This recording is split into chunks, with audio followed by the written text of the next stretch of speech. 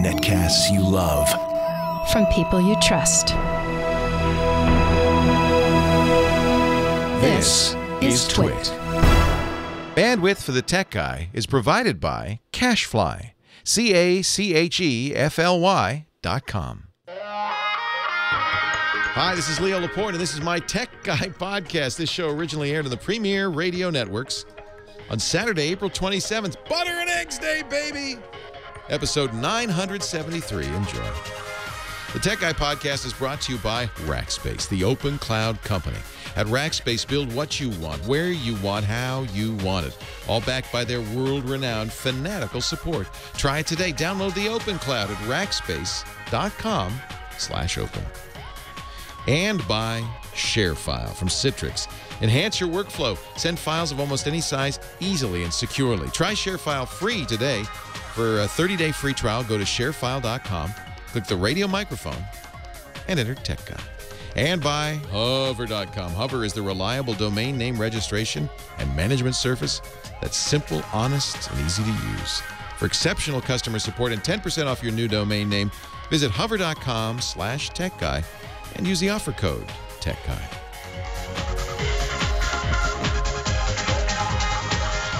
Well, hey, how are you today? Leo Laporte here, the Tech Guy.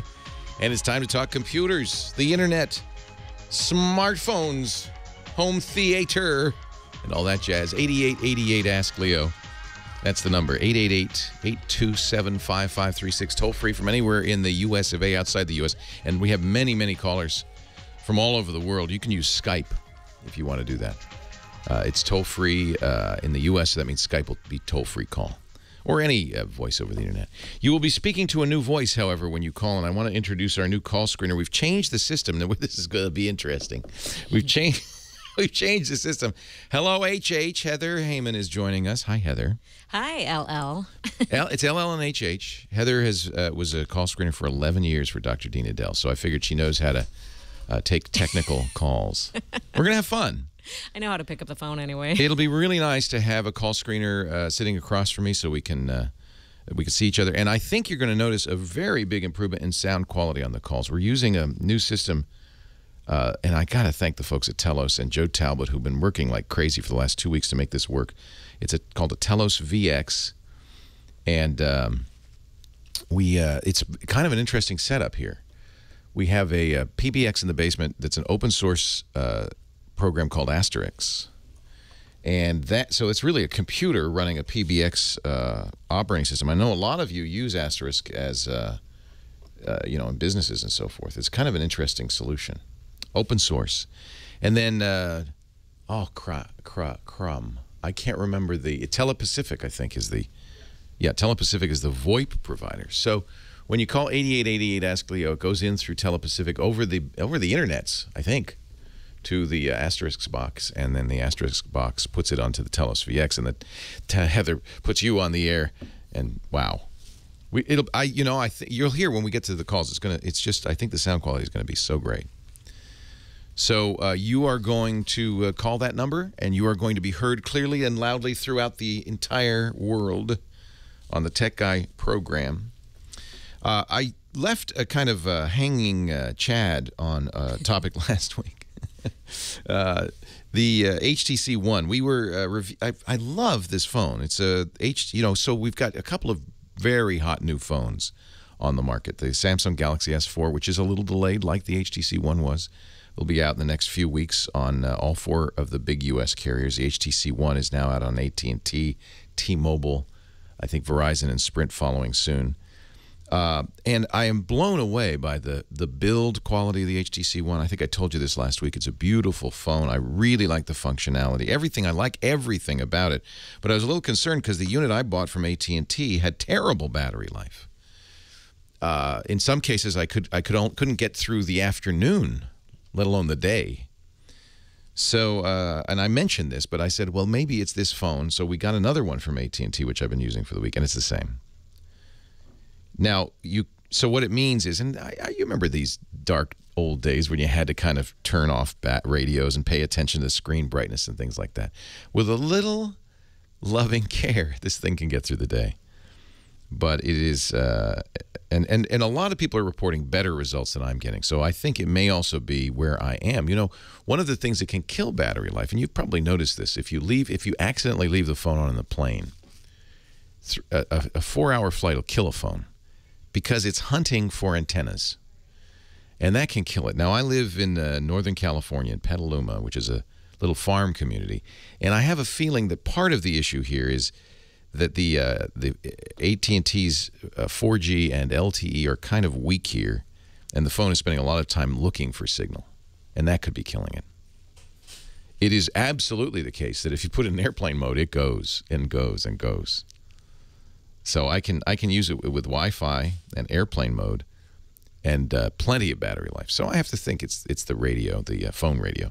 So just so you know, in some areas you won't have any trouble. Because, you know, especially if you're in a city, you're going to be close to an LTE tower, and you probably won't have any of this problem. So just a note. I wanted to follow up on that. Still love the phone.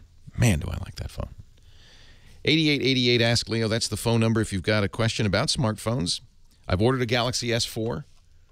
It will be arriving, I hope, someday soon. They're delayed a little bit. Parts shortages, you know. Still waiting for my Google glasses. Lots of people starting to get them now. Google, you know about this? You must by now, because a lot of attention on CNN and other places.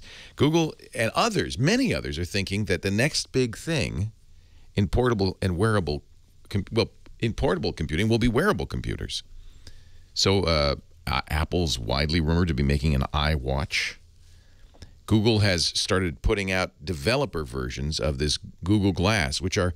They're not glasses exactly. They're glasses frames. You can snap in sunglasses, and I guess later you'll be able to snap in prescription glasses.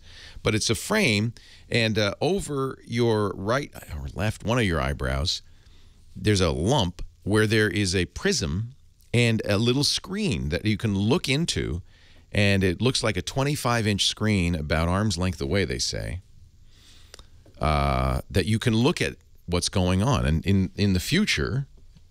There's a New York Times app. You'll be able to get news updates. You could take pictures with it now. That's where what we see mostly is pictures taken with it. In fact, if you look through Twitter, Facebook, or particularly Google+, their social network, for the hashtag #ThroughGlass, you'll see a lot of pictures. It's an interesting product. I'm not convinced. I'm not convinced, but you're going to start seeing a lot of people wearing them. A lot of issues about privacy, right? There are even legislators looking at laws against wearing Google Glass while, for instance, driving. Yeah, that's probably not a good thing. But Scientific American published an article saying Google is not going to be the only player. Lots of people looking at these. The real question is, do you want them? Is this something you want? 8888 Ask Leo, let me know. Meanwhile, get ready for this. Congress is starting to look at laws preventing you from using any kind of technology in the car. And this, I'm not surprised. Because what the last stat I saw was 3,000 people a year die while texting in the car. It is clearly a problem. It's not just texting, though. Let's face it. How many people put their makeup on, brush their teeth, eat hamburgers, dial the radio, anything that takes your attention away from what you're doing, driving a 2-ton vehicle at 60 miles an hour. We ought to be. The problem is we're complacent. We're not scared enough. It's so fun when I watch my kids. When they learn to drive, they were terrified, as they should be. Oh my gosh, I'm driving a very large vehicle at very high speed. I could die. But how quickly we forget. Isn't it amazing? How quickly we get kind of used to it. So the National Highway Traffic Safety Administration has released what they call voluntary guidelines, but Congress is looking at making them more than voluntary. And I have to think this is going to be a big fight because we want to do this stuff. We want to wear our Google Glass. The NHTSA guidelines, which have been in the works for a year and a half, are based on that study you might have seen over safety and distracted driving. It'll be phased in over the next 3 years, giving the automakers time to adjust. Here's what they're proposing. What do you think? Disabling manual text entry while the car's moving. Disabling video-based entertainment and video phone calls while the car's moving. Prohibiting the display of text messages, social media, or web pages while the car's in motion or in gear. You know, those new Tesla electric vehicles, they have 17-inch screens right there in front of the driver. And, of course, what do they display? Facebook, tweets, all that stuff. The objective is, according to the TSA, to keep the driver's eyes off the road for no more than 2 seconds at a time, 12 seconds total. What do you think? Good idea or bad? 8888, ask Leo.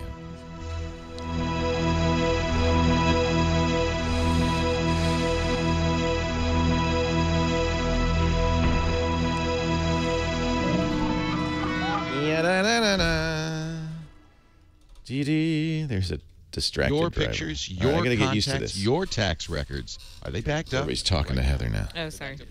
No, I'm not talking to you. Keep talking to them. This is behind the scenes. Gotcha. So I see show line 1, Louis. Oh, great picture. Oh, my God. You got great shots. Look at that. You got to publish these somewhere. Put them on Google+. You'll get a lot of attention. Those are great. And with this camera, you're good. That is good. I love them. Good eye. So, HH. Yeah. Is all working? Kind of. Kind of. Do you like having the city and/or state? Yes, I do, because the stations want to say that. In fact, if from time to time you ask what station they're listening to, I can throw that in as well. Oh, great. And so, we never did talk about what kind of calls and stuff, but I think you'll get the idea. And if I don't like something, I'll let you know. Okay. What do you not like so far? I can't tell, but I love that Louis privacy and Google Glass, and that's the right length of tag. Yeah, I'm still finding out how much. Yeah, there's not a lot of line will even space. hold. It's like nothing once you get the city and state in, or the. Just name lost and city. ISDN, John. Whoa. It went in a big squeal of pain. I heard the squeal. How often does that happen? Very rarely.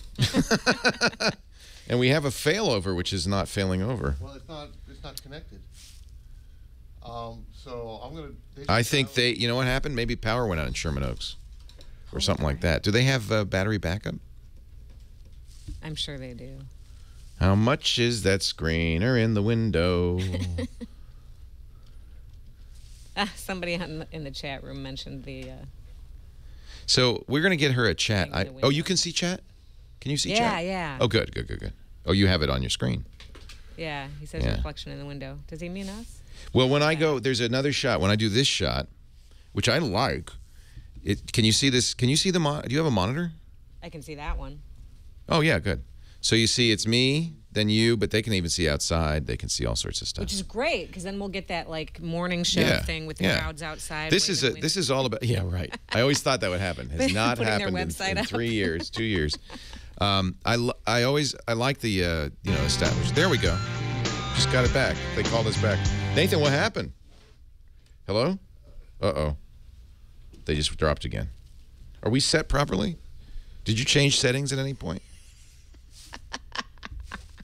These people know too much about how we really operate. Oh, they know so much. They know it all. Yeah, they know. The chat room is like...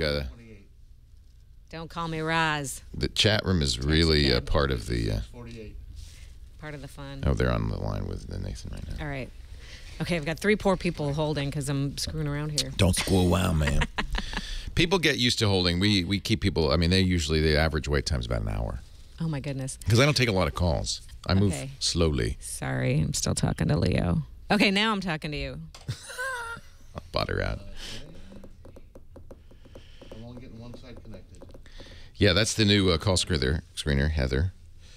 And we're really lucky to get her. She has a lot of experience, 11 years with Dean Adele. In fact, you probably have heard her on your... We're there. We got it. Oh, and it dropped off again. Hello? Are we there? Yeah, it's coming and going. That's full, and we have a lock. What happened? It dropped out here, and I just had to rechange the settings and stuff. Oh, that's nice. We're working on it. That's nice. All right, here we go. Tech Guy Show brought to you today by Rackspace.com. Rackspace is something that I really believe in, and they believe in, a supporter of open source software. They call it the open cloud. Of course, it's a cloud company. Rackspace provides cloud services for companies big and large, big and small. And what they do that's a little different perhaps than other cloud companies is they don't use proprietary technology. They use OpenStack, which they helped found with NASA, the National Aeronautics and Space Administration. Rackspace now runs the world's largest open cloud. Why is open important? Because you're not locked in. Of course, some companies want it to be a proprietary solution, so you can't move. You can't. It's too expensive and complicated to leave. Not Rackspace. Rackspace makes sure you have the freedom, as in free software, to move your apps, your codes, your websites between multiple OpenStack-based clouds, public or private, on-premises or hosted. Open is better, especially if it's your data and your app and your website. Find out more about Rackspace. In fact, you can download the Open Cloud today, free, rackspace.com/open. Build what you want, where you want, how you want it, all backed by Rackspace's world-renowned fanatical support. Try it today. Rackspace.com/open. We thank Rackspace for supporting the Tech Guy podcast. Isn't it nice to have a advertiser like Rackspace? It just makes me feel good.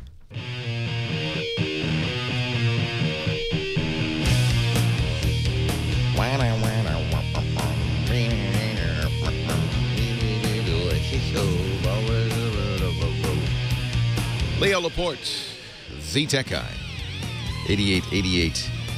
Ask Leo. You know, as a parent of teenagers, actually my daughter's 21 now, but my son's 18, and it's terrifying to see them go out on the road and they have their cell phones with them. And I know no matter what I say, and by the way, we're in a state, California, where it's a significant fine if you are holding your phone while you drive. What is a fine, Lisa? It's like 400 bucks? 200 bucks? Something like that? It's enough to kind of discourage you, except it doesn't, because they're teenagers. Nothing discourages them. They don't think anything bad could ever happen to them. And I see it all the time. But, you know, I also see a lot of grown-ups. It's illegal to hold a phone to your ear and be talking on it. And I see it all the time. And when I really see it and get scared is when I'm crossing the street. And I see some... Yeah, I'm talking to you. when I'm crossing the street and I'm looking at a guy coming in the car and I'm going through the crosswalk where legally, you know, and I just see him on the phone. I go, I'm going to die now because he has a very important call going on. So it's $360 because you have to throw in court fees, says F and Dunn. Sounds like he knows.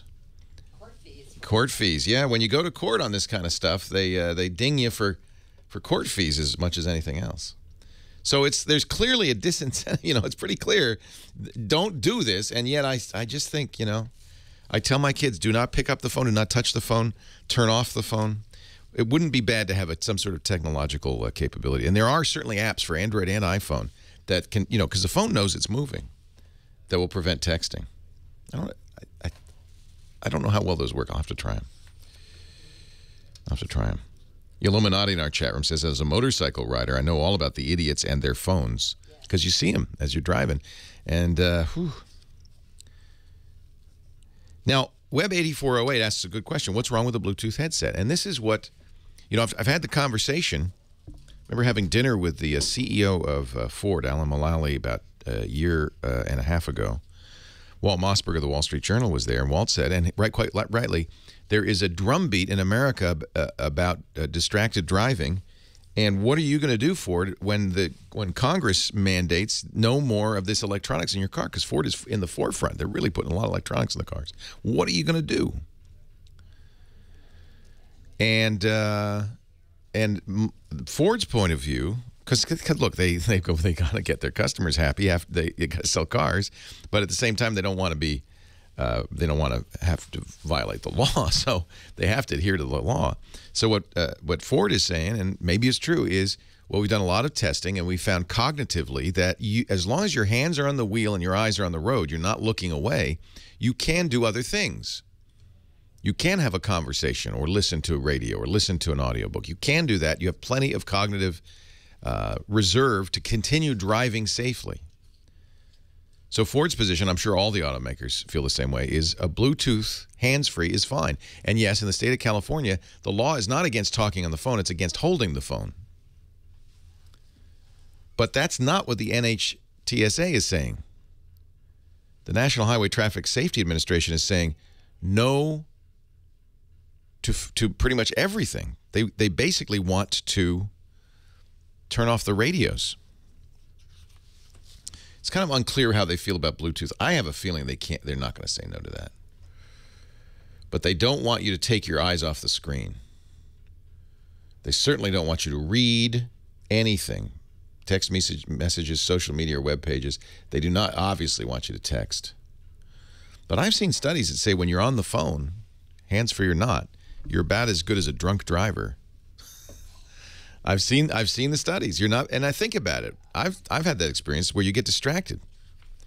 I drove 12 miles in the wrong direction a night ago because somebody called me with an urgent call while I was driving, and I forgot to make the right turn, and I just kept going. And I looked up after the end of the call, and here I am, somewhere else. So I can vouch for it. You're not fully cognizant of what's going on when you're on the phone.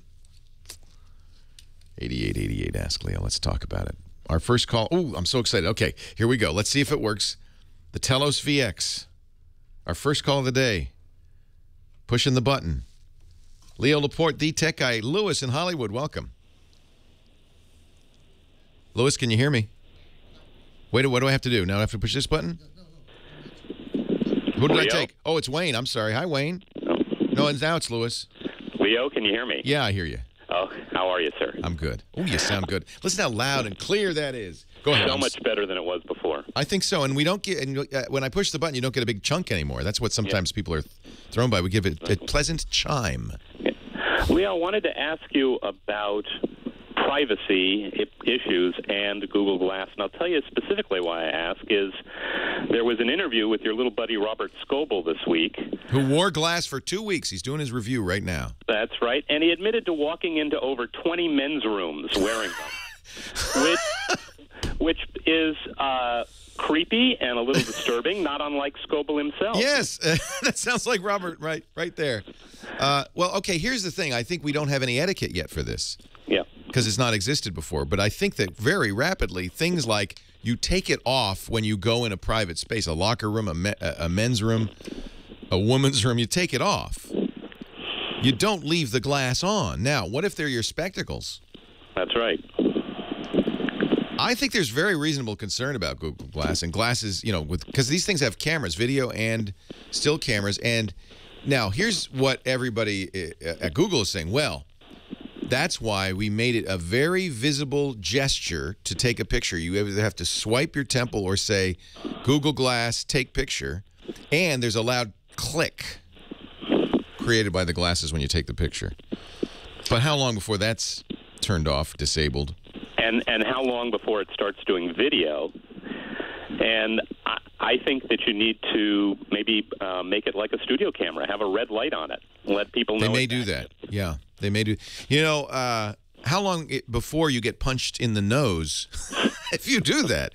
That's right. I mean, I think society will respond to this if people are going around with Google Glass. But I agree. The real problem is this is brand new. We have no, and how many things have we seen thanks to technology that are brand new? We have no mores for it. I don't like, what I really don't like, I mean, there's that. But what worries me more is the notion that you're just not paying attention in general. You're, you're going down the street and you're not looking at the person you're talking to. You're looking over their shoulder as you read the newspaper. That kind of almost bothers me more. Yeah. Also, how if it starts providing the kind of information they're talking about, where you run in to see someone and you don't remember them, it does facial recognition. Before you're shaking their hands, you're reading the information about them, and that's going to. I like that because I'm an old man. Hey, Louis, how are you? How are the kids, Ethel and Joey? How's the wife, Lisa? Oh, I see it's her birthday next. Well, you don't say that. You say, I remember it's her birthday next week. Yeah. And then as you're walking your way, you say, Google Glass, order flowers for Lisa. I think it's interesting. I don't mind that. And by the way, Google has turned off facial recognition in other products it makes that can do that. So they may be sensitive to it. Leo Laporte, the tech guy. Boy, that sounded good. Now, I wasn't able to put him in a hold with this hold button. I suspect that's because I didn't pick it up with this button. I picked up with next. Okay, no. Next should work. Now, you went to like line 3 originally. Next picked up the wrong line. Got it. See these little black arrows? Yeah. That's the next line? That's the person who's been holding the longest. Got it. That'll be next. That's cumulative. Oh, yeah, of course. It makes sense because I see that. And it's cumulative, so even if Heather picks up and says, hey, you're going to be next, because that's another thing, and I know Heather's doing that, which is to warm people up, hey, you're next. And I will follow the double arrows, Heather, so that when I say I'm not going to overrule you. So I presume Interesting. But I presume you can determine who's next, right? Oh, she's talking to somebody. And do you have a Google Local page? Google Plus Local? Yeah, let's Scott Wilkinson's next. Huh, that's interesting. This is fun. I love this. I love this. So this indicates the line she's talking to. See how that's the one she's talking to, right? Got it. That's the oh, I should show people this so they can see what we're talking about here. Just have enough Yeah. So okay, so the she's talking to line 1 right now because it's got that stop thing on there. The double arrow is next, right? Yeah. Okay. Blinking means they're on hold. The checkbox means they've been screened. And what is the little green dot versus the big green dot? Unscreened versus screened. Unscreened. So there's just somebody, and that's why it says anonymous, because she hasn't talked to him yet. Got it. And the checkbox, that's the other reminder. They've been checked. Little checkbox. I love this. Okay, and we have 6 lines now, which is new. And then down here, I can just press that, and that'll go to the next thing with the double arrows. Right. There's a name for that. I can't remember what it is. Chevron or something. So I'll press the chevron button, and it'll go to the next chevron. Hold affects whatever's on. But I was on with him, and I pressed hold, and I still heard him. So I'm not sure hold is working properly. And I haven't tried drop yet. So hold should put them on hold. Okay, well, we'll keep playing with that. What's screen hold? This is for the screener. Right. And unfortunately, the profanity delay does nothing. Right. That puts the check mark. That puts the check mark. Got it. And then this is how I would dial a number. 1, 2, 3. Go. What does go mean? That's how you actually dial. You dial a number and you go. Okay, so this is all phone functional. Nothing above here do I need to worry about. All right. And then this is if I want to pick up a line on the handset. Right. And this is pick up a line on the air. Yep. I think I understand. I think I now understand how it works. Lisa, this is so great. Thank you.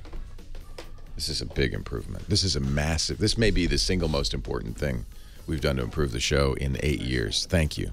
We have issue with noise gate on the calls. I don't know if you noticed. I'm not gating them. It's full duplex. But also all that noise, you mean? Every time you stopped talking, and he wasn't talking. He was pumping up? Okay. Yeah. Well, that's easy to fix, I'm sure. Well, I'd like to fix it in the VX, but I don't think that's possible. I think it has to be fixed. It's in the processing. Yeah. It has to be after it comes to Because what's doing it is probably our processing, not the VX. The VX wouldn't pump the audio. Well, we don't Maybe it would. We don't pump the audio. We don't either? Oh, that's interesting. We should gate it. A little bit noise. Would you ask Joe Talbot, and I'm sure he's watching. Hi, Joe. How the hell are you? Would you ask him if there is a way to turn up the gate? Because what I would like to do, it's tube duplex. I should be able to talk over callers a little better. Yeah, it's got to be in VX because doing it in the Omnia. Right. No, normally hybrids do that. You know, that's tunable. Scott Wilkinson's coming up here. I see him in my little viewfinder.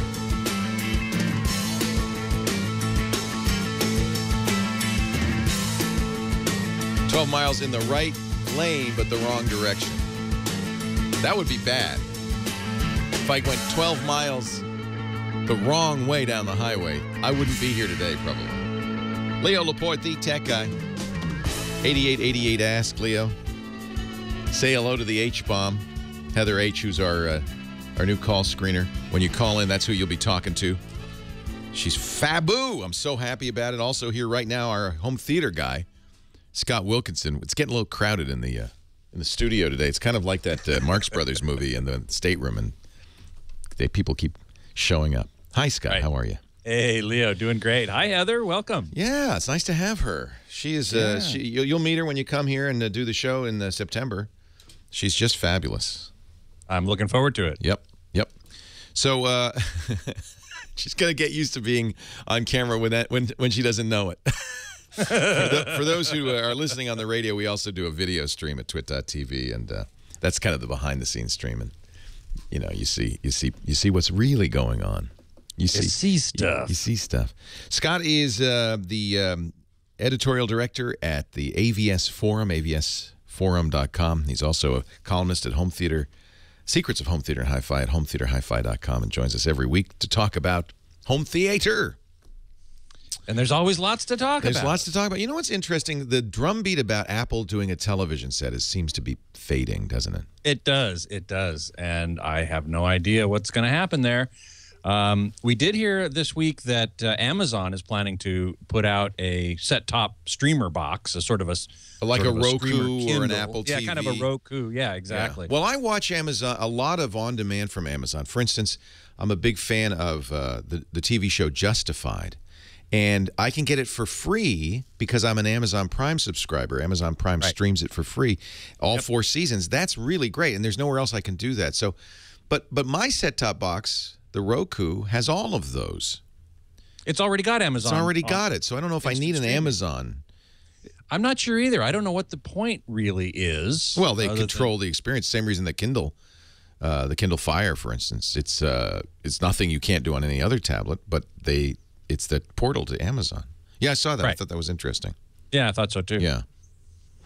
Hey, I got a question from Jamie Sanchez about plasmas, wondering whether or not to buy one of the Panasonic ST60, the current 2013, their sort of value but really high performance plasma. Everybody last year, every reviewer I read agreed the VT was the Panasonic Viera VT was the TV to get. Yep. And I bought the little brother, the GT, very happy with it. Yes. Very happy. Well, you saw it. You calibrated it. I calibrated it. Beautiful and it's TV. Beautiful. Oh, the yeah. ST is the next one down. And you save each time a few $100s. What is the ST missing that the VT and the GT have?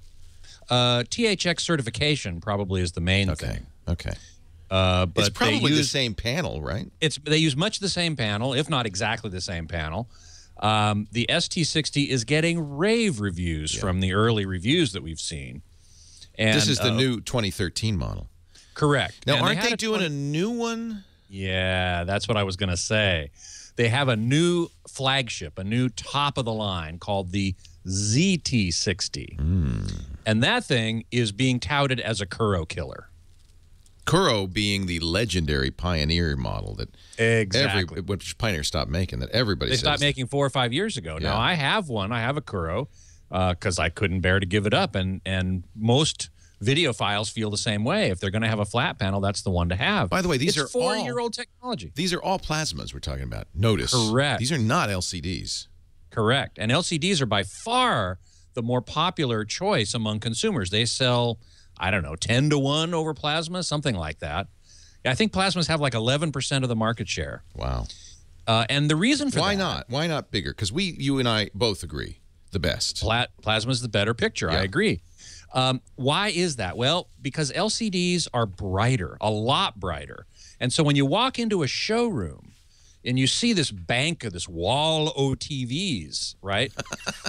the LCDs all just blare at you. They do. And they the jump out. plasmas tend to kind of recede into the background as being, and people, I've got some friends who did this. They went into the store and they looked around. I had suggested buying a plasma and they said, no, we got an LCD because it looked better in the store. And I said, no, don't do it, because you don't live in a store. People don't live on the showroom. I just bought an inexpensive Vizio. My mom was visiting. I wanted to have a TV in her room. I got a 42, I think, Vizio, very inexpensive, LCD, LED backlit. Yep. It looks great. I'm sure it does. There's nothing wrong with LCD. No, there isn't. We're talking a small difference that a video file would notice. Well, the primary differences are if you go off axis, if you're not dead center of the screen, an LCD tends to look washed out. The colors shift. It just doesn't look very good.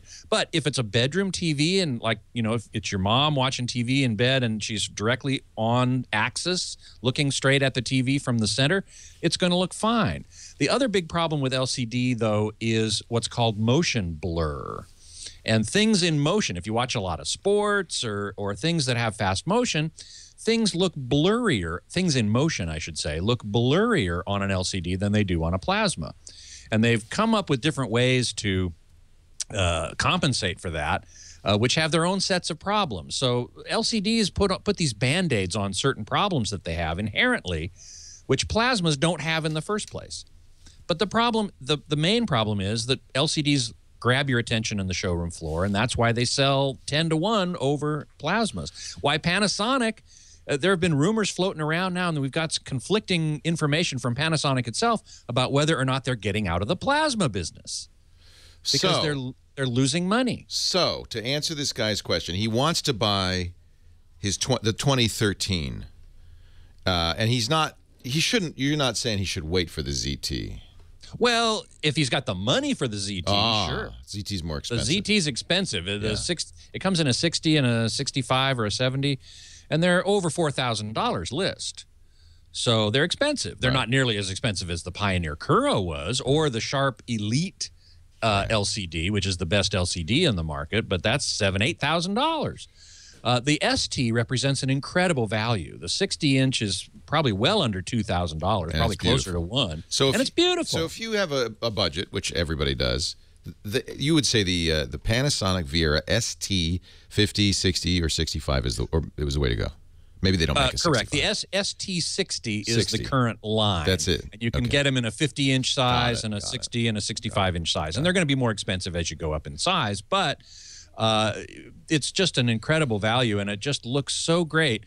I only recommend that you at least, at the very least, go into the menu system and go to the picture mode and pick the movie mode or the cinema mode. I forget what Panasonic calls it. Or get a pro calibrator come in and fix it for you like I did. So what you do is you put up your buddy Scott Wilkinson. That's right. And then he'll sit there and he'll fix it all up for you. It does look much better, by the way. I don't know if anybody notices, but I do. It really looks a lot better. Yeah, it's not as in your face, but it's much more comfortable to look at when it's calibrated. It may not be quite as bright. When will, for those of us who want the best of the best, the ZT65 be available? ZT60, they're saying May. May. Soon. Yeah. Next month. Soon. Now there's a retailer next month. Next month. Retailer called what? I was going to say there's a retailer in Scarsdale, New York called Value Electronics, and every year they hold a shootout or a face-off. Between the best plasma, the best TVs that are out there. And last year they picked the VT50. VT50, yeah. The Panasonic VT50. This year they've got the ZT60, the new 2013 flagship. I think they've put a VT60 in there too. The VT line carried over to this year, along with the Sharp. So I can't wait to hear the result of that. I'm going to be talking about it on the podcast as soon as we get the results. The podcast is Mondays, 1 p.m. Pacific, 4 p.m. Eastern Time. Twit.tv.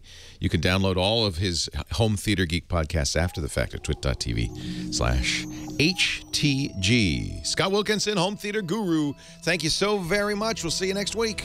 You bet. Leo Laporte, the tech guy. More calls right after this.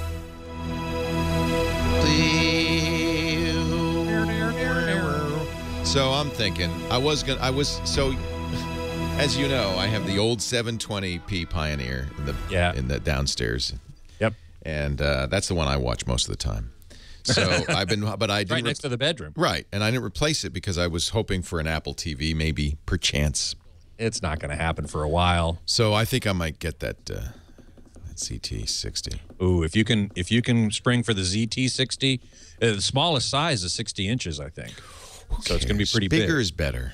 Bigger is better. The one that's in there is 55 now. 5 inches here or there. What's What's 5 inches between friends? Oh, sorry. Yeah. Wow. I had no idea. Hey, listen. Next week, would it be possible for me to do the segment on Sunday instead of Saturday? Absolutely, anytime. I'm going to the fair on Saturday. Oh, how fun! Renaissance Pleasure Fair. Huzzah! Huzzah! Oh, I love that. Do you wear baggy, saggy tights and play a sack butt? I do. Yeah. I've seen you there. Yeah, my wife and I get dressed up. We get into character, and we go have fun. Hello, Heather. Heather's laughing. Laughing away. She said, yeah, Zach, but yeah, awkward moment there. All right. I'm going to let you take over for a little bit while I wander the studio, and I'll be back. I appreciate it. Titus, yes, not the L.A. County Fair, the Southern California Renaissance Fair, which we like to go, and I played there for 20 years as a member of the Queen's Own Band, playing sackbut. That's an actual instrument. It's a funny name, but there it is. You know, I marched around in the dust. I'm too old for that now, marching around in the dust for $80 and all the beer you can drink. Anyway, Loquacious and the Loquacious one in the chat room. 3 tries for a quarter, and all you have to do is ring the maypole. Yes, I don't dance the maypole dance, but I watch the wenches do it, and that's fun. So does my wife, and she thinks it's fun too. Lawn Dog is asking about the specs for power usage on big screen TVs. Yes, you wish they were a little more forthcoming in the specs. I do too. But on the other hand, the manufacturer would find a way to, you know, measure them in a way that would make them look better than they probably are in real life. So I'm not sure how valuable that really would be. If power consumption is a really big issue for you, that's another reason to buy LCD or LED LCD, because they consume less power than plasmas and more consistently as well, the same amount over time. Whereas plasmas, if they're showing a really bright scene, they're consuming a ton of power. And if they're showing a dark scene, they're consuming very little power. So, but, you know, if you're concerned about power usage and power consumption, LED is the way to go for sure. I wave back at Sarah Jane UK across the pond. So nice to see you here. RJ Land, how much is the ZT60 going to cost? $4,000 and up, at least list. That's going to be, it's an expensive TV. It's not as expensive as the Kuro was or the Sharp Elite. So, you know, there's that. And that's pretty good news, actually. But it looks like the ZT60 is going to be the last of the innovation from Panasonic on plasma. At least we can sort of maybe conclude that from the conflicting reports that we're getting from Panasonic. One VP says, yeah, we're getting out of the plasma business. Another VP says, no, we're not getting out of the plasma business. But most people seem to agree that they're getting out of the R&D business with plasma, and they're moving their emphasis of R&D, research and development, over to OLED. So that's what that's all about. Web99 asks that the ZT60 claims a new pure red phosphor. Are we getting close to Coca-Cola Red? Great question. We'll just have to defer that for the top of the hour. Well, you want to stick around for that? Sure. All right. Thank you, Scott. You bet. Let me see if Heather has a call for me. Miss H-Bomb, you got a call for me? You ready with something? Yeah. I thought Tom in Riverside would be good real quick because he was talking about what we talked about earlier about cars and texting and all that. Okay, Tom, Riverside, Leo Laporte, the tech guy. Hi, Tom. Okay, I pressed the button. Oh, I know what I have to do. Hi, Tom. It's a little more complicated than it used to be. Welcome to the show. Hi, Leo. I wanted to make a comment on this, the transportation and the problem with the texting and so on. It's really spilled over into distraction of any kind, right, while you're driving. And I'm wondering, since you're the tech guy,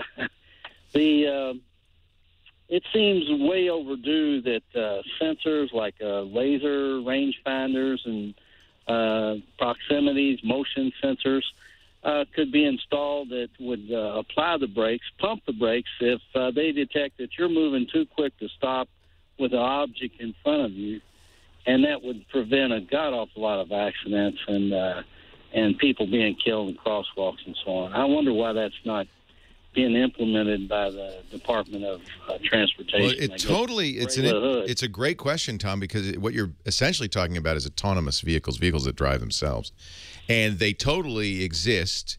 You're seeing that kind of capability already. A number of companies make lane assist. So if you drift out of the lane, what it's got is, believe it or not, some of them just have cameras in the bumpers, but there are others that are using a technology called LiDAR that gives you a full imaging of what's going on around the car, and they will do exactly the kinds of things you're talking about. It can warn you that you're going out of the lane. They have adaptive cruise control. Some of the new Fords have adaptive cruise control where they're monitoring cars ahead of you with the LiDAR, and if you get too close, the cruise control slows down. In fact, putting the brakes on, absolutely possible. The issue is it scares the heck out of people, doesn't it? The car drives itself. And I have asked people like Alan Mullally, who, by the way, has some good experience in this kind of stuff. He designed the 777 cockpits for Boeing when he was at Boeing. And he told me that people want to drive. They want to drive their cars. And so he's reluctant to take that away. I think that's just their kind of position right now. I think that Ford, and I keep saying this, come on, Alan, in the back, you've got a skunk work somewhere out there in the back at Dearborn where you're working on automotive technology that allows cars to drive themselves. You know who is, we know it very well, is Google. The Google self-driving cars have driven hundreds of thousands of miles without an accident. In fact, the only accident one of those self-driving cars has had is when the human, and they always have a human without his hands on the wheel but sitting in the driver's seat, when the human intervened and caused an accident. The cars themselves are perfect. What held up this autonomous self-driving cars for so long was we had the wrong idea.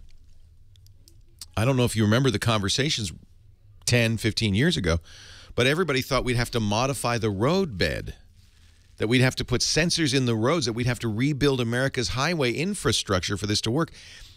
Turns out, no. Technology continues to leapfrog forward, and now with LiDAR, and if you look at the Google cars, they have a big bump on the hood, on the roof, that's a LiDAR. It's kind of radar that does 3D imaging of everything around the car. The car knows faster and better than any human could exactly what its situation is. It knows if it's near a collision. It knows if there's a car near it from behind, from the side and front. The car works perfectly. And, you know, that's with one autonomous vehicle among a bunch of unpredictable humans. If they were all autonomous self-driving cars, you'd never have an accident, unless the systems fail. And, of course, people are very nervous about that. Alan is being a little coy because when he worked at Boeing, one of the things that they put into the 777 and other Boeings is, of course, self-flying airplanes. And if you ever fly, you can't tell if there's a human driving that plane or not. But, in fact, it's part of their regular use of the autopilots. They're much more than autopilots these days. But I'm told commercial pilots routinely let the plane land itself. Now, if a plane can land itself safely, if you can trust 300 people to an autonomous plane, I think we can trust ourselves to a car. I think that's going to happen. I think that's going to happen. But it's more a cultural thing. It's a societal thing. It's us getting used to the idea that we're not driving. How would you feel? Just think about it. And I've been in autonomous vehicles. They had I think it was Chevrolet had some autonomous city vehicles, urban vehicles, at the Consumer Electronics Show a couple of years ago. And you get in, imagine this, a car pulls up, there's nobody in it. I get squirrely, you know, on the monorail in Las Vegas, there's nobody driving. I get squirrely on that, and it's on a rail.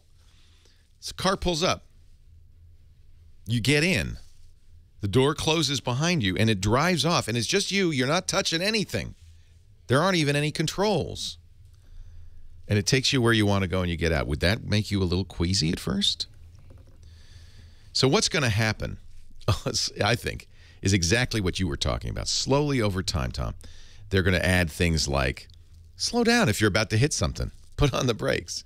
Avoid going out of the lane. You have when these cars that have this this lane change technology, a number of things will happen. The car will auto steer. It'll pre-tension the seatbelts because it's worried you're going to have an accident. And all this stuff happens automatically. I think they're just slowly working their way into it. CR1 in our chat room says, I don't trust elevators unless there's a human operator. We got used to that, right? But for a long time, there were elevator operators even when they didn't need them. Because people probably, I don't remember this, but I guess people were a little worried. You mean there's nobody to tell it what floor to go to? Which floor would you like to go to, sir? It took us a little while, but we got used to it. I think it's just a matter of time. And I do think it will be very controversial when it happens. There are other advantages to it. I've talked to a number of experts in autonomous vehicles, self-driving cars. And one of the things that you don't, there are so many advantages that are unpredictable. For instance, a self-driving car can kind of eliminate car ownership. One of the big wastes in the world in terms of natural resources is that we all own cars, multiple cars. But how much of the time that you have a car is it sitting idle, and how much are you driving it? Most of the time it's idle. That's a lot of metal and plastic. That's a lot of stuff. Tons of it sitting in your driveway. Self-driving cars could eliminate, this is another controversial topic, private ownership. What if you just had a car when you needed it? So you enter into your smartphone, I need a car to get me to work at 9 o'clock. Car shows up at 8:55. You get in, you get to work. Car leaves and goes, picks and drives somebody else up. You don't own it. Even better, I want to go on a camping vacation. I need an RV. Well, if you own an RV, 99% of the time, it's sitting in your driveway. What if you say, I want to go to the Poconos?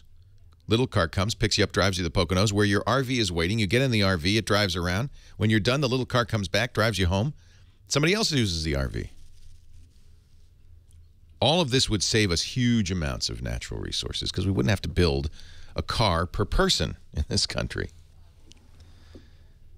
I think that in many ways, and by the way, it's no accident that the car sharing service in San Francisco and a couple of other cities, Zipcar, just got purchased by Avis. It's no accident. A lot of people see this as the future, that there is a future in this kind of technology. And I think autonomous self-driving cars make a lot of sense. We've seen technology change the world in so many ways. This is where another place it's about to. And so this conversation about distracted driving, that makes perfect sense. Here's the solution. Text all you want. Let the car drive. It does a better job anyway. A much better job. No more DUIs. No more kids, plowing into roadsides because they had to answer a text. Just think about it. Huge, huge difference.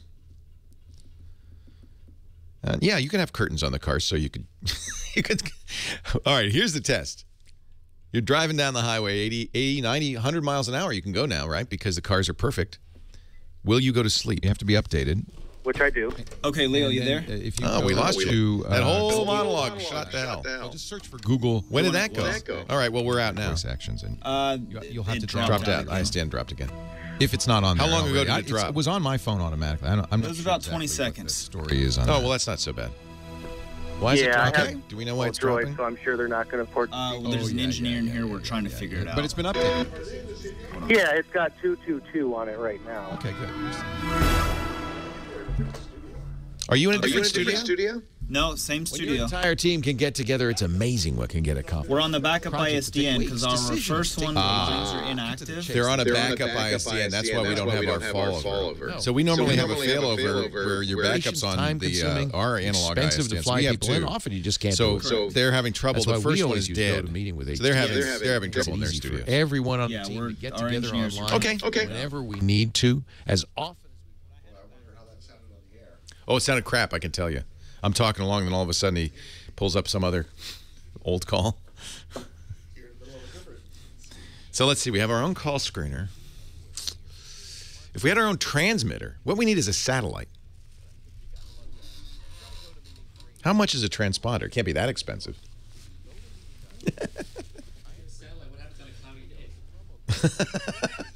We put it above the clouds. I think that's the key. All right, Scotty, you take over, sir. Hello, everyone. Welcome back. Welcome me back to the land of the transmitting. Not relying on ISDN, but Skype, which is, you know, okay. It works. So, yeah, we've been talking in the chat room about the Ren Fair, of course. Hey, Carl. And it's so much fun. Anybody who hasn't done it, I highly recommend it. You can even rent costumes there if you don't have your own costume. And, you know, a lot of people feel silly about it, but you really get more into it if you're wearing a costume of the time. It's just fun. Bill in Michigan is asking any update on best bang for buck TVs. The Samsung EH5000, 6000. I always recommend that because I found it to be a great bang for the buck. I have to always put in the caveat that it has LEDs behind the screen. It's full array LED backlighting, which is very good. Makes for a much more uniform illumination. But those LEDs, when you have a black, what's called an interstitial scene or a screen, like going from one scene to another, the entire screen may go to black for a moment. And when that happens, these LEDs turn off completely, suddenly. And it's a bit of a distraction to me. I mean, it doesn't happen that often. If you watch Law & Order, it happens there a lot, but not too many other places. So you just have to be aware of that's the one negative about that set. Otherwise, it's really good.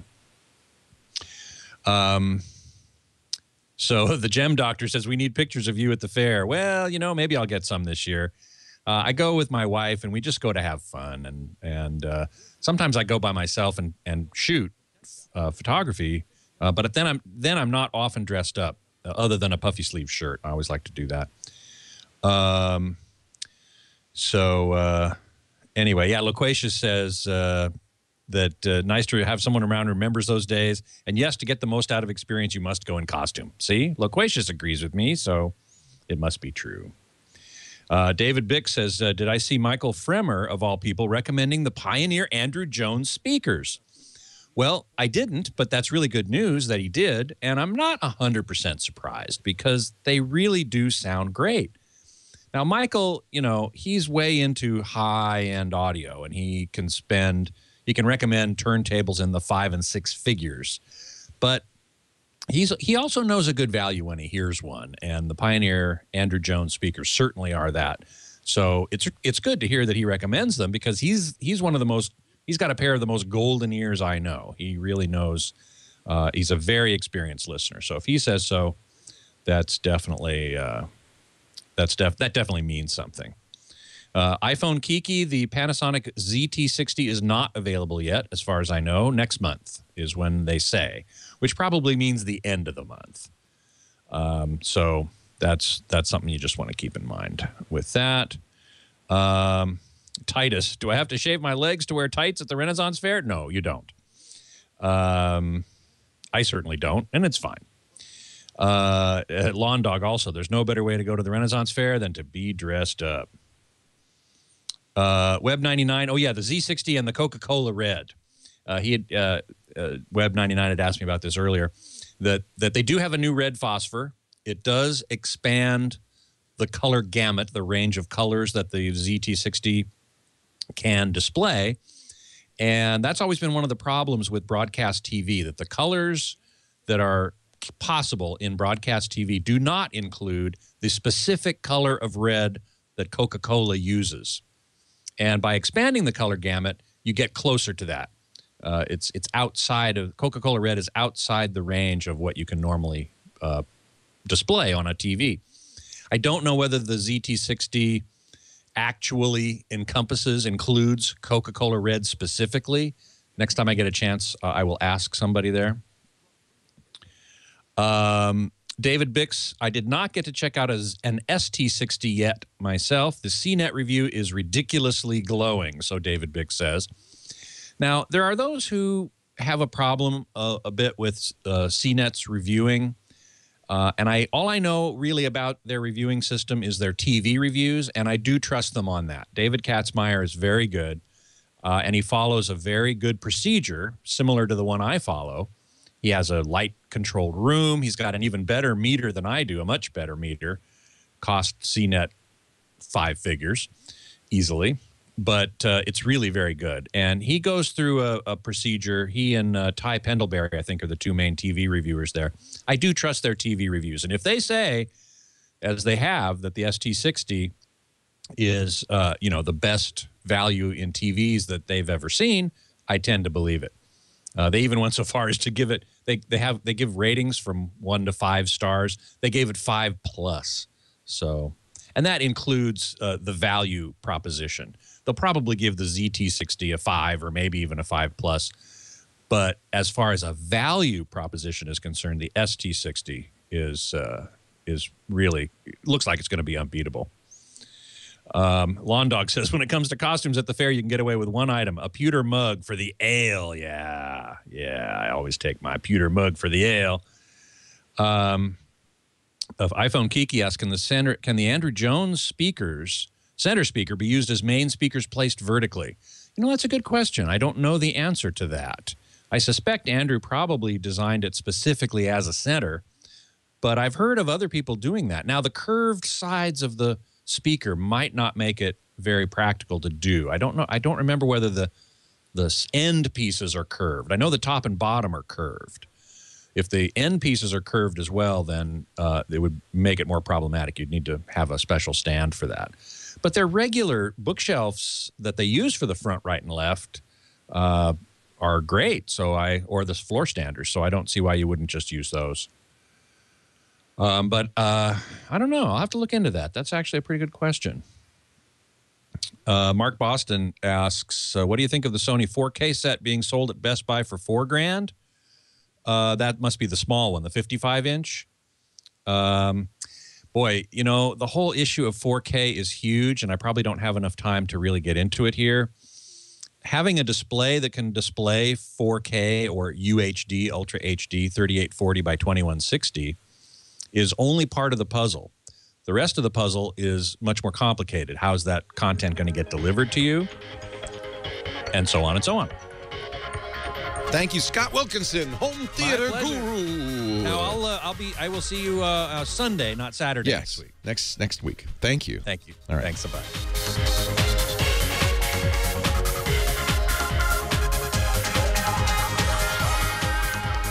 Well, hey, how are you today? Leo Laporte here, the tech guy.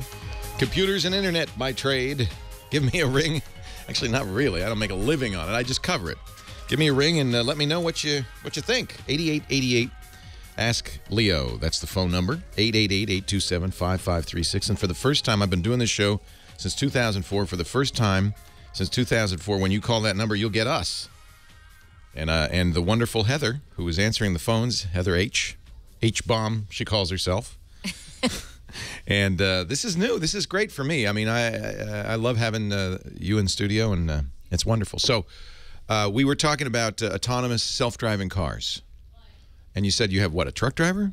Yeah, I could tell he was on the freeway right away from picking up the call and hearing the ambient noise. So we've got Dan in Tulsa saying, we have the technology. Your truck won't make you sue, but it will drive itself. Well, that's probably a good thing. Dan, Leo Laporte, the tech guy. Thank you, Heather. Hi, Dan. Hello. Yeah, I hear it.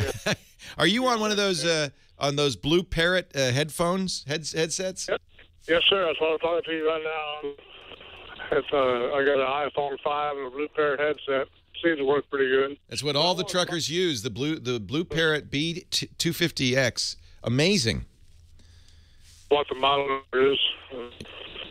Yeah, because there's a lot of noise in the background, and it's got noise canceling. Well, thank you for calling. Keep your eye on the road. What can I do for you, Dan?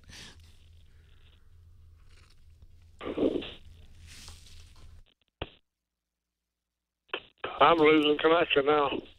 Yeah, we're losing the connection. You were saying, though, that the trucks have a lot of this self-driving capability already.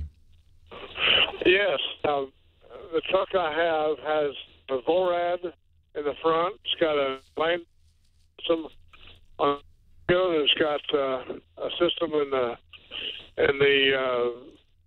some kind of tells when the treader is approaching the situation where it might roll over, and all those things tell the computer to apply the brake. First, they defuel the engine, and that's not enough. It applies the brakes, the Jake brakes, the engine brake, and then it will apply the air brakes down to about 80% of the air brake. Wow. And now you're a professional driver. Do you find that insulting that the truck drives itself? I love it. I love it. I can use it. I can get behind someone who's on a high, going about the speed I want to.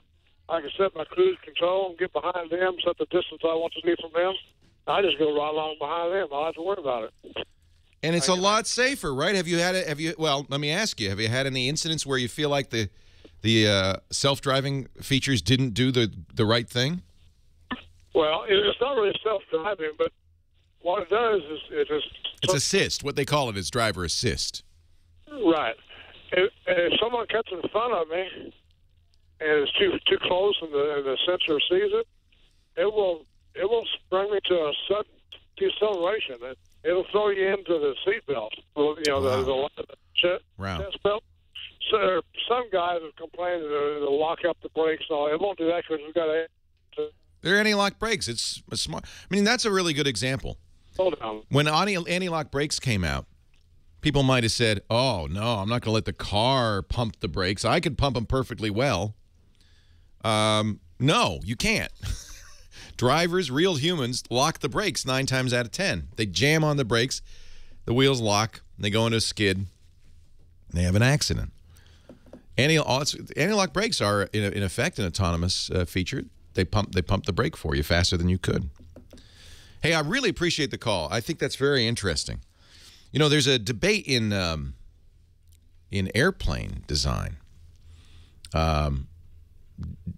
between Boeing and the way the Boeing jets are designed. I think Boeing sells primarily to United, so it's the United Pilots Union that really has the influence here. And they say we want to fly. We want to fly these planes.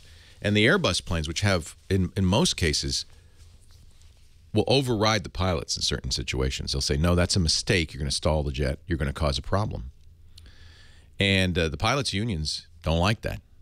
On the other hand, I think you make a strong case that it's safer.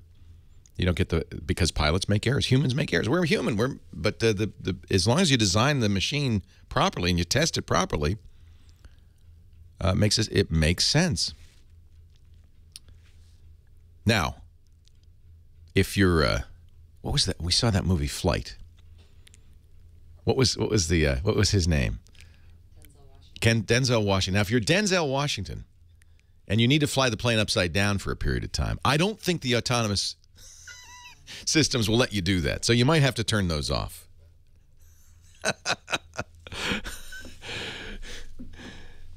That was pretty cool. That was good. See, humans sometimes can be creative in ways that machines can't be, and that's something that machines kind of lack. Let's go to line 6. Vincent in Rancho somewhere. We don't have enough room on here. Rancho Mirage, Rancho Viejo. Which Rancho Santa Margarita? We're in Rancho Cucamonga. See, there's too many ranchos in the world. Hey, how you doing, Vincent? Leo Laporte, the tech guy. I'm doing well. How are you? I'm well. Welcome. I just want, while I have this chance before I get going, I just want to say I appreciate and thank you because I've been listening to the show for a long time and I've taken your advice and a number of times, and it's always worked. And I just want to say I just appreciate you. Well, I'm a human. I make mistakes, but thank you. Well, when we get the self-driving, Leo, you're going to love it. Never makes a mistake. What can I do for you, Vincent? I got an interesting thing, and I just want to know how to deal with it, more or less to get your reaction from. So I'm a business, and I have a Google Places page, and my business dropped off like next to nothing. And I thought, gosh, it must be, I'll get a new haircut or something. And I just found out that there's been 2 years now, and I never knew it, a problem with service area businesses when Google activated Google Plus and migrated the data from Google Maps. A lot of businesses were deleted. You're kidding me. Oh, check this out. I found an article written by Google that says we're copying to it. It's a software problem. It wasn't malicious. We're working on it. But as today, we don't know how to fix it, and there's a good chance it'll never be fixed. There's nothing you guys did wrong, and sorry. So I called up Google yesterday. I had to Google a Google to get a Google number, because they're not out there. And I talked to a guy from Google Maps yesterday. I'm amazed you got a human. Google, it's, pretty. It was hard. Yeah. I devoted the day because I'm desperate. I make my living like this. And so anyway, I talked to this guy. He sent me a reply in the email saying the same thing. We're sorry. There's no fix for it. Good luck. It sounds like they're not going to fix it either. So you're what's called a service area business. That means you don't people don't walk in the door. Correct. I'm a contractor. I work out of my house. So it's very important that you be listed on Google Maps, but what Google's saying is it doesn't matter where you're located because there's no foot traffic. Correct. So if someone were to Google, say, find my service in Burbank, for instance, all the businesses in Burbank will be listed. If I lived in Burbank, I'd be, so I'm invisible to the. Wow, you don't even, so that's important. So a Google search that has a location on it, you don't show up. 100% no. And they say that. So I'm not guessing it. I was thinking it, and they nailed it when I read this. It's the way so it's, you know what it feels like? It feels like God's crushing me under his boot. Like I'm no, if you're not in Google search results, you don't exist on the internet.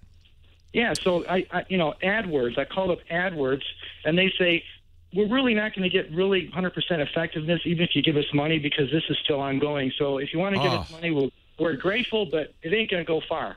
Now, a number of people are saying, well, it's a free service. No, you don't. I disagree. I think Vincent's right. And the reason is, and Google has a higher responsibility because that's how people find stuff. And if Google doesn't do the job it's supposed to do, then people like Vincent are out of business. So I don't think it's something to fool around with. Leo Laporte, the tech guy. Am I still on? Yeah, because I can't put you on hold. Oh, boy. I have to figure out how to... Vincent, I'm very sympathetic. Now, this, by the way, is something new that I could never do before when we were in break. I can continue to talk to Vincent. Money these days. We're all trying to and I love that. And so you're still on our live stream and you're still on the podcast. And it's a really interesting problem because you're at the mercy of Google in this case. If you Google the error message I get saying, we do not support this location, that's the string. You Google it and you get all these articles. You find out how many thousands of people it's affecting. And, all the different times Google says sorry. That is frustrating as hell. And I can tell you, I have my own frustrations with Google. They pull our videos off and so forth, and are sometimes not responsive. I don't know. And by the way, I did the search that you recommended, and you're absolutely right. There's a ton of people reporting these problems. I wonder if Danny Sullivan at Search Engine Land has covered this story, because he has Google's ear. I didn't really expect a solution. I'm just frustrated. Yeah.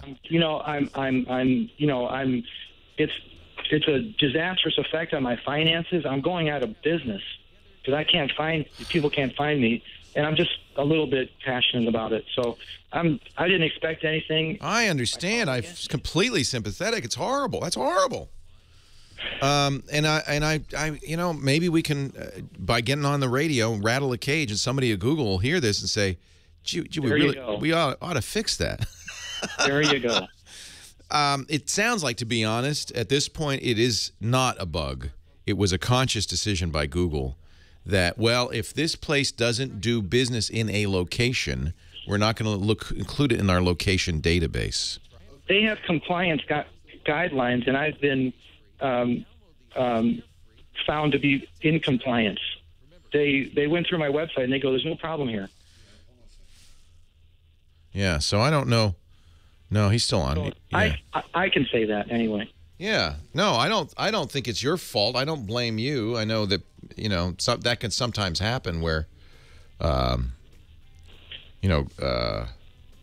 one of your chat room or something finds an answer, how can I keep updated? We'll put it in the show notes. James DeRuvo will put it in the show notes. Josh, keep this in mind. This is a conversation we should continue to have. I agree.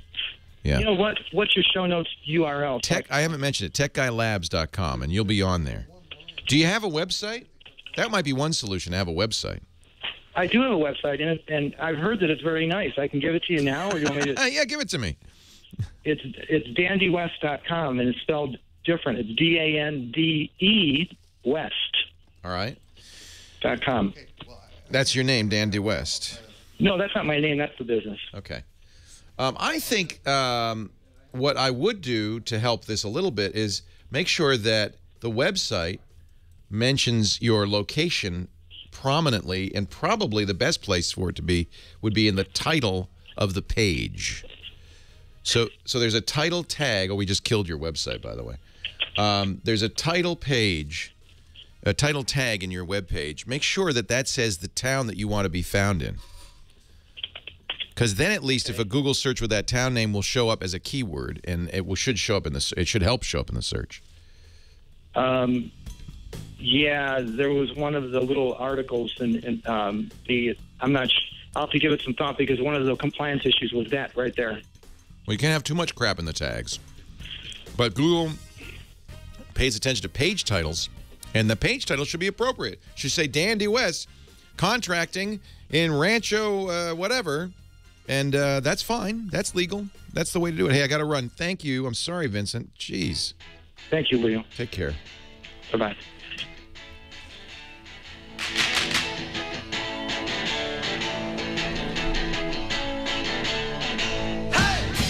Leo Laporte, the tech guy. 8888 Ask Leo. So I continue to talk after the break, through the break with Vincent, and one solution. Now, this is clearly Google is at fault here. And this is really the problem when one company becomes dominant in search, which Google is. Everything they do, even the slightest little change to how they do things, can really cause a problem for businesses. In this case, Vincent is a contractor, has a contracting business. And you know, when you search in Google, you may not even know this is happening. But if the browser knows where you are, that's why sometimes you'll see a little pop-up saying, Chrome would like to know where you are. Is that okay? Safari would like to know where you are. Do you mind? Internet Explorer would like to post you. So when you do the search, Google can query the browser. Say, where is he? Contracting. And it will show you contractors local to you. Even more important, if you type contracting and then Rancho Cucamonga, you're telling Google explicitly, I want to see contractors in Rancho Cucamonga. And what Vince is saying is, I don't show up because Google doesn't treat me as a place. I have a Google Places listing, but it doesn't treat me as a place because I don't take walk-in business. I'm not a brick-and-mortar store, and so it's not going to list me in the location listings. My suggestion, strong suggestion, is to do a little what we call SEO. Now, there's SEO and there's SEO. There's snake oil and there's real. SEO stands for search engine optimization, and it's really just being aware of how search engines work and making sure that you give the search engine the information it needs to do the right job. And one of the things you want to make sure the search engine knows is where you are. One of the most important things Google pays attention to is the title of the window, the title of the page. You know, when you're in a browser and you're on a website, the window of the browser has the name of the website in it. Have you ever noticed that? That name you can specify in your HTML tags. It's in the title tag. And it's really important that you use that information properly. You know, it's not. It shouldn't just be the name of the page. It should probably, in Vincent's case, be his company's Dan DeWest. It should be Dan DeWest, contractor in Rancho Cucamonga. That information should be in the title of the page. That will be a signal to Google. That's one of the keywords you search for. So that should help.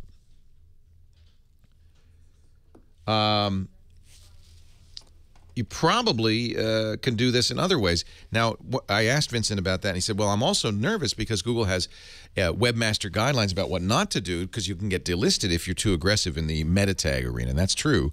You don't want to fool Google. You want to help Google. And really, that's the decision. That's the choice. And Google, if it feels like you're trying to fool it, you know, don't put the name Britney Spears in your in your meta tags if you're a website for contractors. People do that, hoping to get picked up by other searches. No, don't do that. But if you use intelligence in your keywords are ignored, meta tags are ignored. The title tag is not. You know who does? There is a guy at Google, Matt Cutts, friend of mine, really great guy, who does webmaster videos in which he talks about this: how to make your web page show up appropriately well in Google. Not how to trick Google. He works for Google. In fact, his job at Google is fighting sites, spammy sites that try to trick Google. So he's telling you what Google's saying. He's giving you the official word from Google. This is what you should do to make sure you show up appropriately. And I am sure that having the word Rancho Cucamonga on your page, in your content, on your page title, is not only something you should do, that's something Google won't mind. If it's helping people find contractors in Rancho Cucamonga, you want that to work. And I feel bad. And this is the problem with Google. They have a lot of power. And it is, you can say, and when we do all the time, hey, it's a free service. You get what you pay for. But when it comes to search, that may be true of Google Docs. That may be true of Google Plus. That may be true of Google Voice, all of these great free services Google offers. But when it comes to search, no, that's different because of the power they wield. If you are not in Google, you don't exist on the internet. I know there's Bing and there's Bing, but most people use Google. If you can't be Googled, you don't exist on the internet. 8888 Ask Leo, that's the number. Now let's see. I'm going to try this. We're going to press the next button, and we're going to get Norm in Upland. Hi, Norm. Leo Laporte, the tech guy. Hi, Leo. Wow, it worked. Hey, I'm playing the Call of Duty games, Black Ops and Modern Warfare, on a Sony Vaio with an i7 core. What prestige? What prestige are you? I'm sorry? What prestige are you?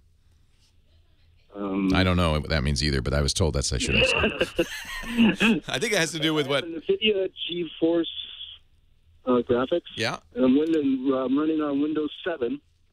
So when I'm playing a game, either online or solo, I've been playing online for a couple years, and I've been playing games a long time. I've been playing like some of the original games. But anyway, my computer will, all of a sudden the screen will go blank, and then the computer shuts down. Yeah, that's nice. And it happens when you're playing games, right? Yes. It's very simple. It's overheating. Okay, that's what I thought it was. It gets too hot, the computer shuts down to protect itself. Okay, and I could feel the heat coming off of it. Yeah. I got me a dual fan cooling tray. It's a laptop. Yes. Yeah. It is. See, the problem is not much you can do on a laptop. If it's a desktop, you could make sure the fans are working, make sure the airflow is clear, that you don't have dust in there. But you can't open. I mean, you can't do that in a laptop. It's no user serviceable parts inside. Has this done this from day one with this Vaio, or has it just started doing it? Well, when I was playing the games, solo, when I first got the computer, it wasn't doing it. But when I started playing online, I started doing it then. That could be a coincidence, but it could also be that because you're playing online, now all of a sudden the Ethernet chip is heating up more, and just a little bit more heat, and the whole thing collapses. Yeah, that was kind of my thought. But you check the event recorder, and it doesn't say it's doing anything. I've tested, it's working within parameters according to the diagnostics and everything. Yeah. Everything's built into the motherboard. It's like the way I guess I just. Yeah, what do? You make sure that the case doesn't have dust or anything blocking the fans. You know what can happen? Of course, fans can die, and then all of a sudden you don't have the cooling properties you had before. You were smart to get the laptop cooling tray, because you put the laptop on that, it has fans in it, and it blows, and that really can make a big difference. But if it's not fixing it, then you probably have some serious overheating. One thing that can happen, and it's not something you can fix on a laptop, the thermal paste that makes the heat conductor between the fan on the processor and the processor itself, if that's misapplied or dried out or not working, then that means the fan is not connected to the processor physically as well as it ought to be. And that can cause the problem. It's very hard to, it's an issue on a laptop. Laptops do get hot.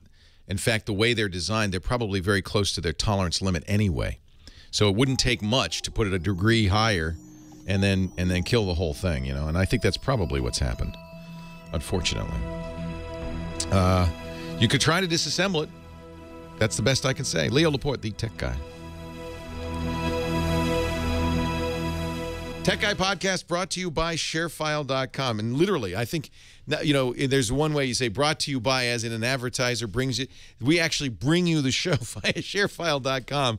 ShareFile is secure file transfer built for business. Flow of information when you're in business is critical, right? But you've heard me say, don't send attachments. It's unsafe. It's insecure. And you get bounce backs. Not with ShareFile. ShareFile is the way to share files. The commercials, a lot of the audio that you hear on the show, I use ShareFile to send to the radio stations. It's worked out really well. I was using a kind of more consumery solution. I won't name names, but it just was horrible. Partly because one of the radio stations kept deleting the files. Not with ShareFile. You never lose control of the files. Up to 10 gigabytes in size. Integrates right into your daily routine, even from your mobile device. I love that. I have ShareFile on my phone.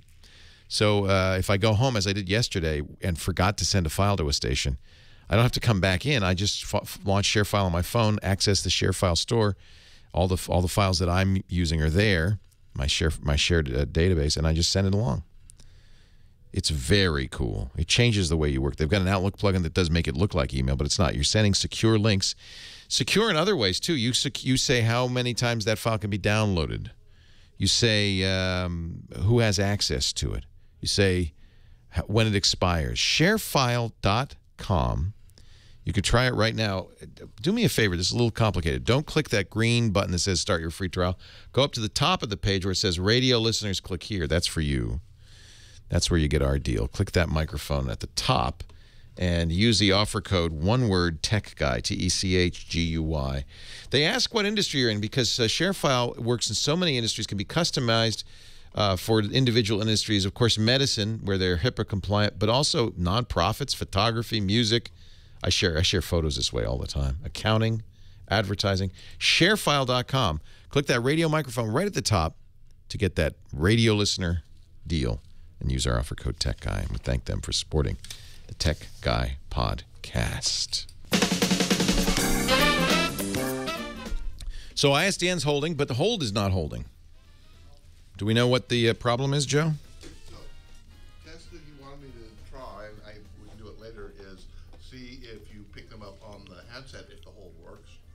Also, so I tried both ways. I tried Next and I tried this. You mean pick them up by... For the hold. For hold. Yeah. So no, I'm saying I've started the call both ways, yeah, and it still doesn't work. Yeah. Okay, I don't think that's... One thing you wanted me to test was whether or not, if you were on the handset, whether it puts them on hold, hitting hold and then hitting the line they're on.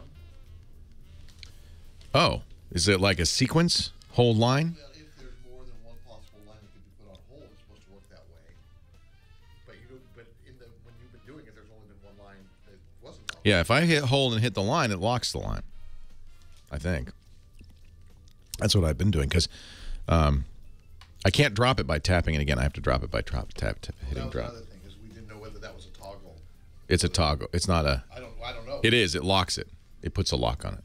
Oh, so but it doesn't. A little padlock. No, it doesn't drop it. A little padlock goes on it. So it can't be dropped. Exactly.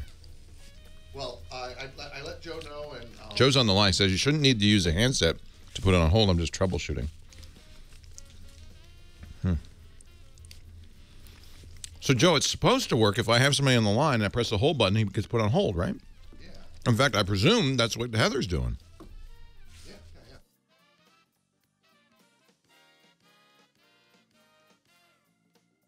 Put a different handset here.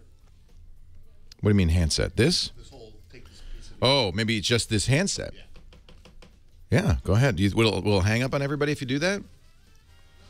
Okay, we're going to do Johnny Jet, so now's a good time. All right, Johnny? Look how good that... Oh, you're giving me a hint when you say bonsoir, and I also see it's dark there, so that's another hint. Yeah. Ah, and I also see brocade fabric. That's cool. Are you there for fun or for business? It's always a little bit of both, right? Oh, you're so smart. He's got it figured out. You got it figured out, man. Hey, let's see what's out the window. Can we see out the window? Yeah, let me try and show you. Oh. I hear you got a good view.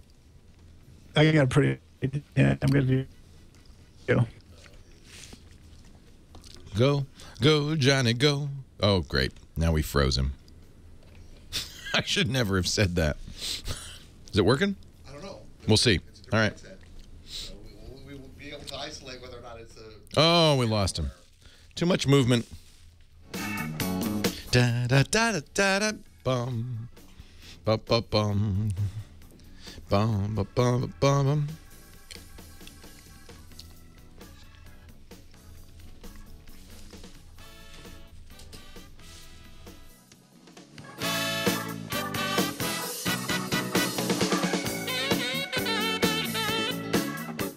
You can see what hard work it is to do call screening. It's like a nonstop job. You have to be like an octopus, right? I mean, it's hard work. People don't appreciate it. What can I do for you, dear? So I've had a couple questions where I feel like they're too consumer reportsy, so I'll just run this by you. Okay. All right, sorry. I don't mind those. Yeah. Great. Buying The internet devices. cut out right when Yeah, when I'm not going to make you get up ever again. Could you see anything out the window, by the way, or did it cut out before? No, cut out before. Oh, So don't God, move it was around. a great view. Oh man, I posted the photo. that's why they know, because they said you got to see Johnny's view. I'll pull it up on the computer. It's on Twitter or Facebook. Leo Laporte, the tech guy. Johnny Jet is the travel guy. He joins us every week to talk about his travels and to help you get better travel deals and better travel experiences online. Hey, Johnny. How are you, Leo? Great view here for everybody watching. I could tell that you, well, okay, now remember, this is a game we like to play with Johnny. Where in the world is Johnny Jet? First of all, you're in a room with a chandelier, so that's pretty good. It's not a bad place. Right? And then if I go to your Facebook page, this is the view out of the window from your hotel room. You're clearly in France. I see the Eiffel. I think I see the Eiffel Tower peeking over the roof there. You must be in Paris. You got it. Wow. Oui, oui. Not only that, I'm going to tell you where you are in Paris. All right, let's hear it. Because you're in a very fancy district. I could tell. You got that right. I think you're near the. I think you're very near the Tuileries. Let's see. I don't know. I'm not. I'm a little bit away from. You're farther away because I see the Eiffel Tower looks pretty close. Are you? I'm a block away from. Are you in the 8th? Oh, you're near the Champ de Mars. Next to the Champs-Élysées. Champs-Élysées. Wow. I'm actually at the Four Seasons Georges V. Georges V. That's the hotel. Holy cow. And actually on the website, we're giving away a 2-night stay at the Four Seasons in Toronto, including a suite and dinner and 2 spa treatments. Wow. JohnnyJet.com is the website. That's a great place to follow Johnny's travels. The current post is 3 meals, 3 countries, 1 day. That was a couple days ago. Holy cow. On the Riviera. Yeah, wow. I was in Monaco. You know, Monaco's only 1.25 square miles. And I didn't even realize it. My wife told me. She's like, do you realize we had breakfast in Monaco, lunch in Italy, because we took the train to Italy, and then dinner in France. And it was all within a 16-mile radius. And you didn't even plan it. It just happened. No, I mean, we planned on going to Italy. No, but I mean, like, you didn't say, hey, let's have 3 meals in 3 countries. It just happened. Yeah. Wow. When I was like, I got to write a post about it. That is so cool. Isn't that awesome? Yes. So what are we talking about? Well, we got a couple of things we could talk about. One is, I downloaded a couple currency apps for my phone, which I think is really handy when you travel overseas. And I don't think we've ever spoken about that, have we? No, we should talk about it. And incidentally, this is a good time to go to Europe because I think the euro has fallen quite a bit. It's pretty affordable, right? I just learned what it is right now, actually, with my currency app. I took out 100 euros just now, and it was $130 US. So it's 1.3, which is a very good exchange rate for the euro. That's a great rate right now. Well, I'll tell you one way to do it, I know, is to do it in Google. If you Google like 100 euros, Google has a currency calculator that's up to date. It'll just tell you the amount right on Google. But maybe you're on a smartphone and it's not easy to Google. You can do everything on Google. Well, what's cool is Google actually recognizes that you might be asking what 100 euros is worth, and it gives you a kind of a special card with up-to-date, not only up-to-date exchange rate, but drop-downs where you can change it to other currencies, and even a graph over the last 5 years of the currency as the price has gone up and down. And in fact, the euro has been lower, but only in a few different times. It's pretty good. So what do you use now? Are you on an iPhone or an Android phone? Actually, for international travel, I have a BlackBerry, and it's because it's the best for international travel because I'm grandfathered in with T-Mobile, and it costs me $19.99 extra a month. Oh. And when I land, I can download my emails right away. Oh, my wife's on an iPhone. We were in Norway last summer. My bill was $20 extra. Hers was $1,400 for the week. And this is not uncommon. So, no, I mean, it's a whole other subject. We do talk about this, and I strongly encourage you, if you're doing international travel, you call your carrier and you let them know, and they'll tell you what their international data plans are. Do not use international data roaming. It will kill you. That's what happened to Natalie. Next week, we'll talk about some stuff for that. Actually, one of my friends, their friend got charged $140,000. But we'll talk about you can, by the way, you can call the phone company and say, you know, I am not paying that, and they'll knock it down to $100,000 pretty quick. Yeah. Yeah. Holy cow. For the currency apps, I use one's called Currency app. Okay. And it's free. And the other one is XE. X is an X-ray, E is an Edward. Now these are on BlackBerry. No, actually, I use this for the iPhone. On the iPhone. Okay. So I use my wife's iPhone, and we just use the Wi-Fi in the room. And we do all this stuff. That's a good tip too. Is whenever you can, use the Wi-Fi in the room. I even use the Wi-Fi to download maps before I head out, so I won't be using data. And Google Maps will let you do that, which is nice. And especially here in France, in every restaurant we go to for lunch or dinner, you can ask for a Wi-Fi code, and they'll give it to you. So everywhere has Wi-Fi. That's nice. Yeah, especially here. So currency is available on iPhone, Android, and even if you have a Palm Pre, WebOS. So that's nice. That's pretty cool. And the other one's XC. You know what? It's so funny that you should mention these two because I've used them both.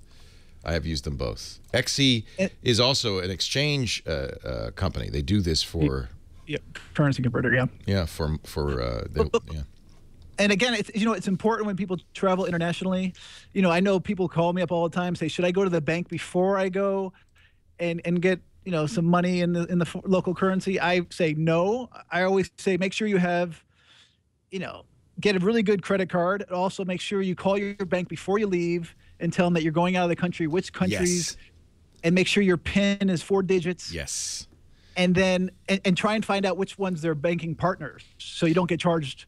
For example, I use Bank of America. They charge me $5 every time I go to a foreign ATM company, unless I use one of their partners. And here in Paris, I can use BNP for free. Oh, that's really good to know. So they have it right on their website. You can Google it. Actually, I have it somewhere on my site too. But I really like it's so convenient using an ATM in a foreign country rather than going to the airport currency exchange or, as you said, going to the bank before you leave, because it's really convenient. But I might be paying through the nose for that ATM. For sure. And also make sure your credit cards, don't charge a foreign transaction fee. So Capital One is a great credit card. Because most do. Capital One does not. Oh, that's good to know. The American Express Platinum card does not, but American Express is not widely accepted here in Europe, I'm sad to say. And the Visa Sapphire, Chase Sapphire card doesn't have an exchange. Okay, Capital One, Visa, Chase Sapphire. And then you mentioned, and this is actually a different topic, but a very important one, to arrange for a 4-digit PIN on your credit card. Why is that? Well, because, they ask you what your PIN is, and a lot of times, for my credit card? Sometimes they do. Right. This is when you're trying to buy train tickets or something. Right. Actually, I had a problem in Monaco the other day when I was buying the tickets to go to Venice. We had to use Natalie's chip card because my credit card did not have a chip. That's a really big problem, which I think is going to be solved soon. But for now, almost everywhere you go around the world, they have credit cards with built-in data chips. And they cannot read American credit cards because we don't have data chips in our credit cards. So in Yeah, so some if you get- if you- in some cases, they'll let you use your credit card and then use a PIN, a 4-digit PIN. Right. I mean, you can always go wait in line, but usually you have to wait in line, and it takes a while. If you really want to be in a hurry, it's nice to have the PIN, the chip. Yeah. It's complicated. I'm glad you know what? I'll tell you what, John. I'm It really is glad. I'm complicated. glad it's still a little bit complicated because it's getting easier and easier and easier to travel. And there should is. be a little hardship. It is. It makes you tougher. Yeah. It makes you smarter. It makes you think. It's travel. It shouldn't be you just go there and you go and it's like I'm at Disneyland. It should be a little tough. In my day, you'd go to a foreign country, you'd get sick. Nobody'd speak English.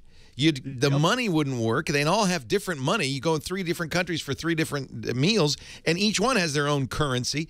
It's all changed. It's easy. You get euros. You don't get sick anymore. They all speak English.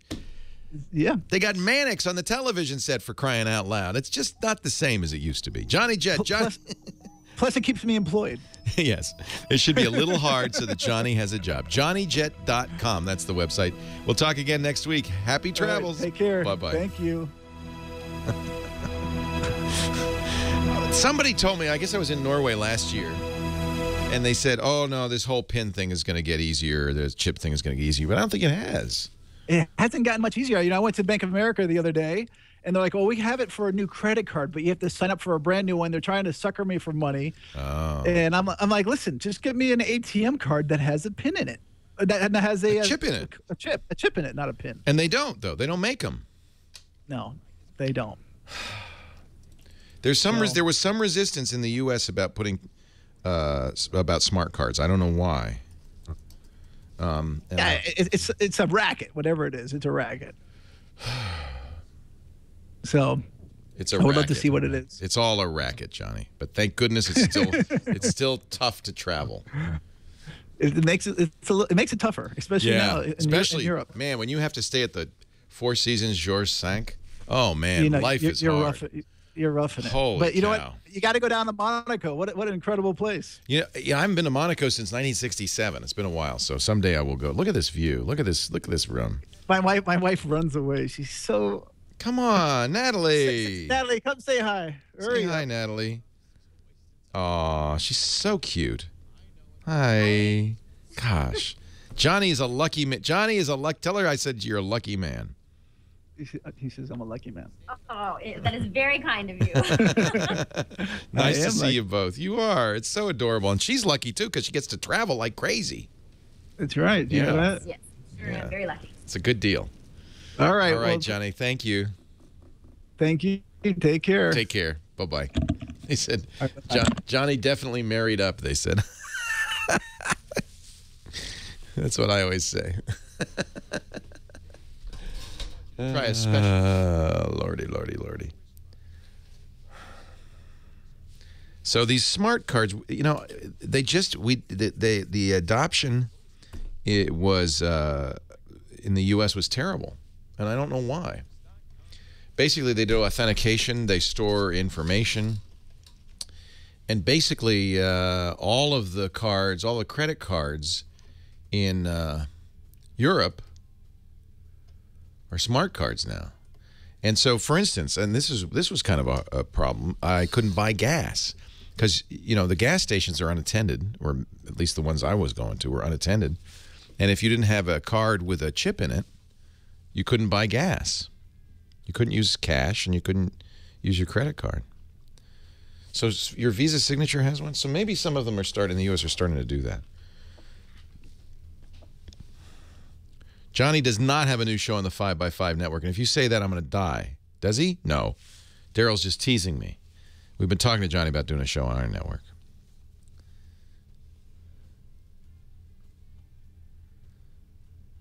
Right. It was too expensive, huh?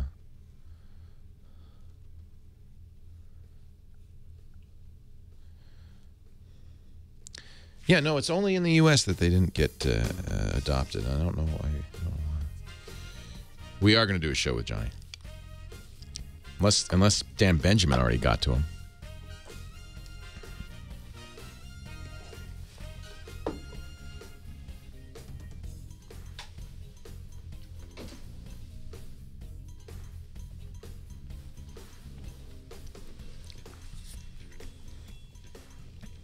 Right. Costs extra not to use the chip. Exactly. And Norway had the same problem.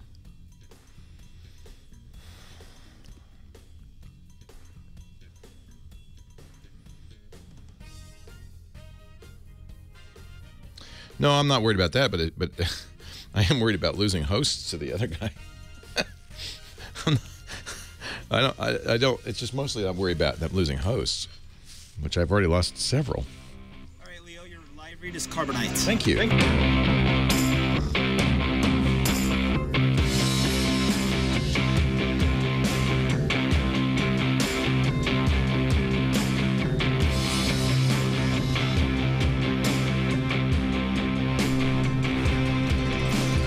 Leo Laporte, the tech guy.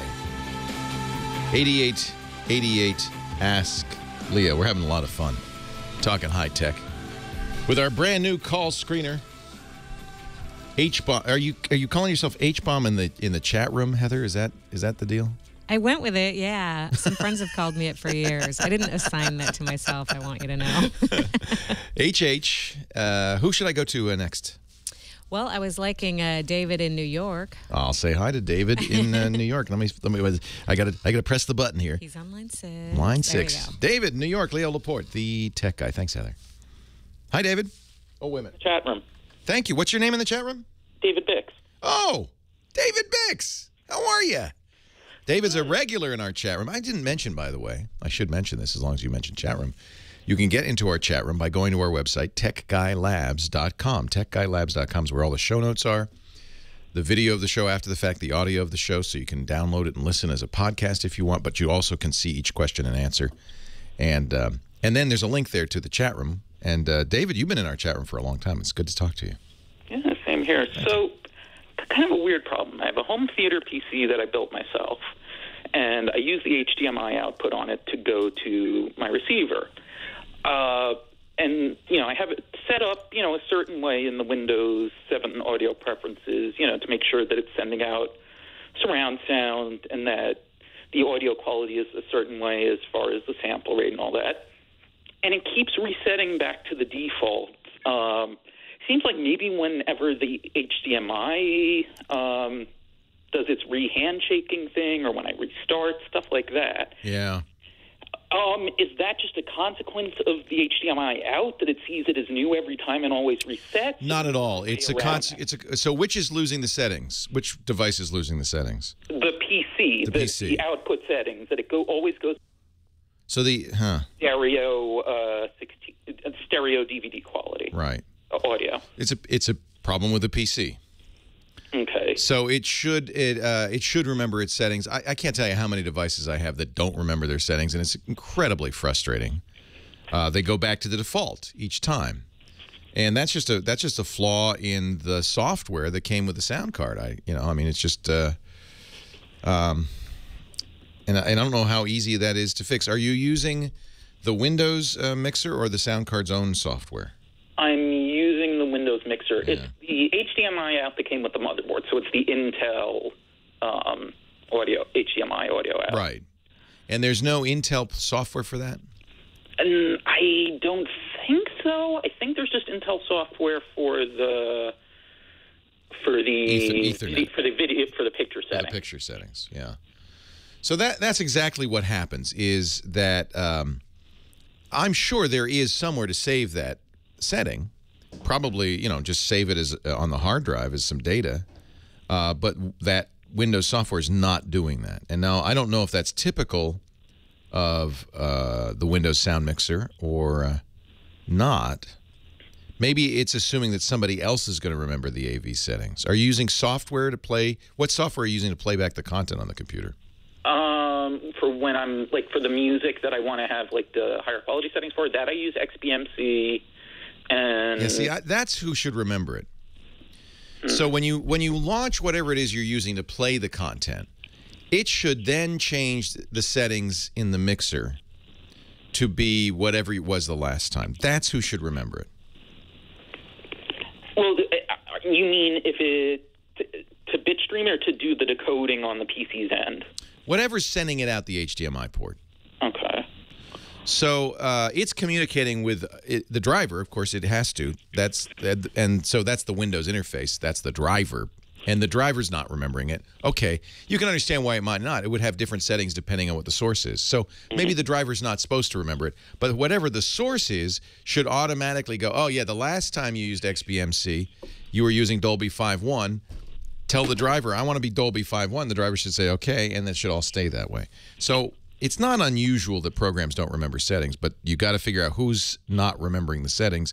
I would say it's probably the source of the audio or video that you're sending out HDMI. I mean, it's the Windows mixer that's always not remembering this. Well, but that's I stand corrected. I step back a little bit from what I said. I was blaming the Windows mixer, but truthfully, the Windows mixer is only picking up the audio from somebody else, right? A player. Well, the thing is, though, I'm trying to adjust the settings so that it is doing as much of the decoding on the PC's end as possible. So, like, for example, even though I have a Dolby Digital capable receiver, because I hate, the little hiccups you get from it trying to send the signal directly, like if you're going back on a DVR recording, when you go back to play again, it hiccups for like a second or two with no audio before it comes back.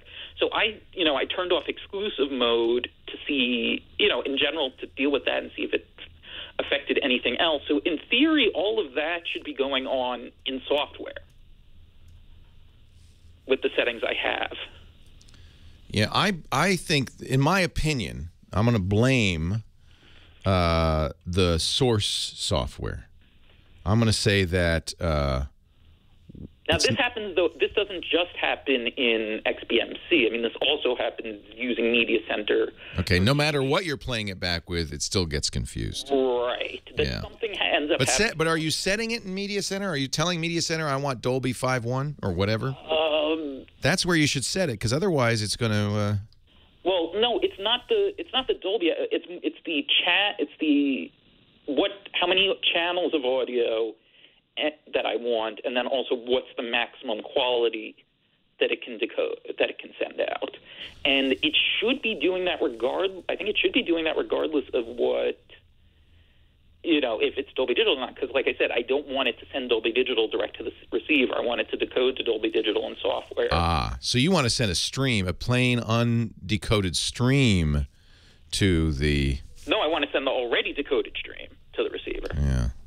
And the decoded stream then has the information already, the Dolby 5.1 or whatever. It may be that they're fighting, to be honest with you. I'm not sure exactly where it's not working. Chat room had an interesting suggestion, and I know, David, you're in the chat room, saying that UAC sometimes prevents software from remembering settings. I don't know why that would be. And you wouldn't want to turn off UAC permanently, but maybe turn off the user access control temporarily just to see if it'll remember its settings. Oh, wow. And Padre SJ, who is just a hacker. For a priest, he's quite the hacker, says there's a hack. You use an HDMI cable with pin 19 removed. Now, this you're going to have to break out some clippers and soldering iron, which will keep Windows from changing settings whenever it detects the monitor is off. In other words, it can't see if the monitor is off, so it's not going to change the settings. HDCP will stop working as well. That seems like quite the hack. David, it's really nice to meet you. I don't know if I have an answer for this one, but it's so nice to meet you. Thank you for being in the chat room. And you are amongst the smartest people who certainly can find you an answer over time, and we'll report back and, of course, put the answer on the website at techguylabs.com. I love having a female voice just appear in the show. Heather's got this great radio voice, too. Oh, everyone says that about you. I have a friend who doesn't understand tech at all, but she would listen to you just because she loved your voice. I'll go over, I'll read her the phone book someday. There you go. Yeah. What's the phone book? Yeah, what is the phone book? Good question. I love that. Well, we need one now. What the is guy a phone from Rancho Cucamonga. Yeah. He'd do better in the phone book. I almost said that. Google spent all this time putting the yellow pages out of business, and then they don't work. Right. It's kind of sad. Makes you long for the yellow pages. No kidding. But they still deliver it to me. I don't know why. They send, like 18 trees died for this thing, and it's going straight to recycling. Kind of a shame. It makes me into kind of a tree hugger because, you go, that wasn't necessary. Oh. I can look up phone numbers on my phone. So they say, now, so this is the two shots. We have this shot straight on, And then but see, if you look at the camera, then see, they want to see your face. But I think, but I mean, the profile's good too. I think it's fun. And then I like this because they get the idea of where you are and what you're seeing. Menu, mute ringer disabled. Duh. But that's mute ringer. We want the mute ringer enabled. That's just for the hotline. No, that was for the whole phone. That's the ringer. Well, it was ringing when Jill called. We don't want this phone to ring. Oh. Well, it's not ringing when the other ones ring. The hotline you probably do want it to ring because it's the hotline. Right? You don't want it to make a Not during the show. Yeah, no. It should go. Heather's watching the line. She can like pound on the window. Leo, let me out. Oh, if there's a hotline call for you mean? Yeah, but nobody calls a hotline because no. Anyway, there's no program We wouldn't director. answer it They during the fired show. him. Yeah. So there used to be. Remember in the old days of radio? You'd be sitting there, the hotline would ring, program director come running down the hall screaming at you. We got to go to commercials and take this hotline phone call. And I'll let you know if the building's on fire, so don't worry about it. Good. That's good. Good. I have cameras everywhere. I probably know before you do. Yeah, right. I can see everything. So did you ever do voiceover? Yeah, I gave that a whirl as a career. You could totally do it. You have this deep voice. I don't know why it just didn't work out. I think I missed my window of opportunity. I think it's just hard. I don't think it's not the quality of your voice really at all. There's a handful of people that get all the work. Right. Well, there's that. Yeah. And then I thought with the internet, everything was getting democratized because there's Voice 123, Voice Hunter. There's all these places to go and get jobs, which made more people join the pool, and it's just. I've never done voiceover, so I don't. Yeah. Seriously, I mean, I do ads for my stuff, but I don't do voiceover. Oh, you mean just being a hired hand? Yeah, I used be to. The new movie guy. I used to do it. Yeah, I can do that. In a world. You're perfect. Yeah, Ta-da. I could do that. Anybody could do that if you got a good enough microphone. All right. Well, now everyone knows that we're both for hire for voiceover. Yeah, yeah. Leo and Heather will do voiceover. Have voice will travel. Have mic will travel. We'll voice for food. Really good food. We'll voice for caviar. Yeah, I'd do it for caviar. Hell yeah. Hell yeah. Foie gras, I'll do it for you. You can't get foie gras anymore in California. They've made it illegal. You have to go to Paris with oh, shucks. our jet friend. Lisa makes me go to Paris every year. Every year? I know. She's the taskmaster. Much. I know. I know. I feel like surprising my parents this summer because they're going there for their wedding anniversary. Oh, how sweet. Aren't they cute? That is romantic. Which anniversary is it? I don't want to tell you. Must be like is it a big one? Yeah, it is. Oh, that's so sweet. Yeah. So sweet. Oh, is the parade starting? Yeah, can you hear it? Oops. Have the parade go right by our window. I wish it would. And then they could be on TV. So it started at 1 this year? Usually starts at noon.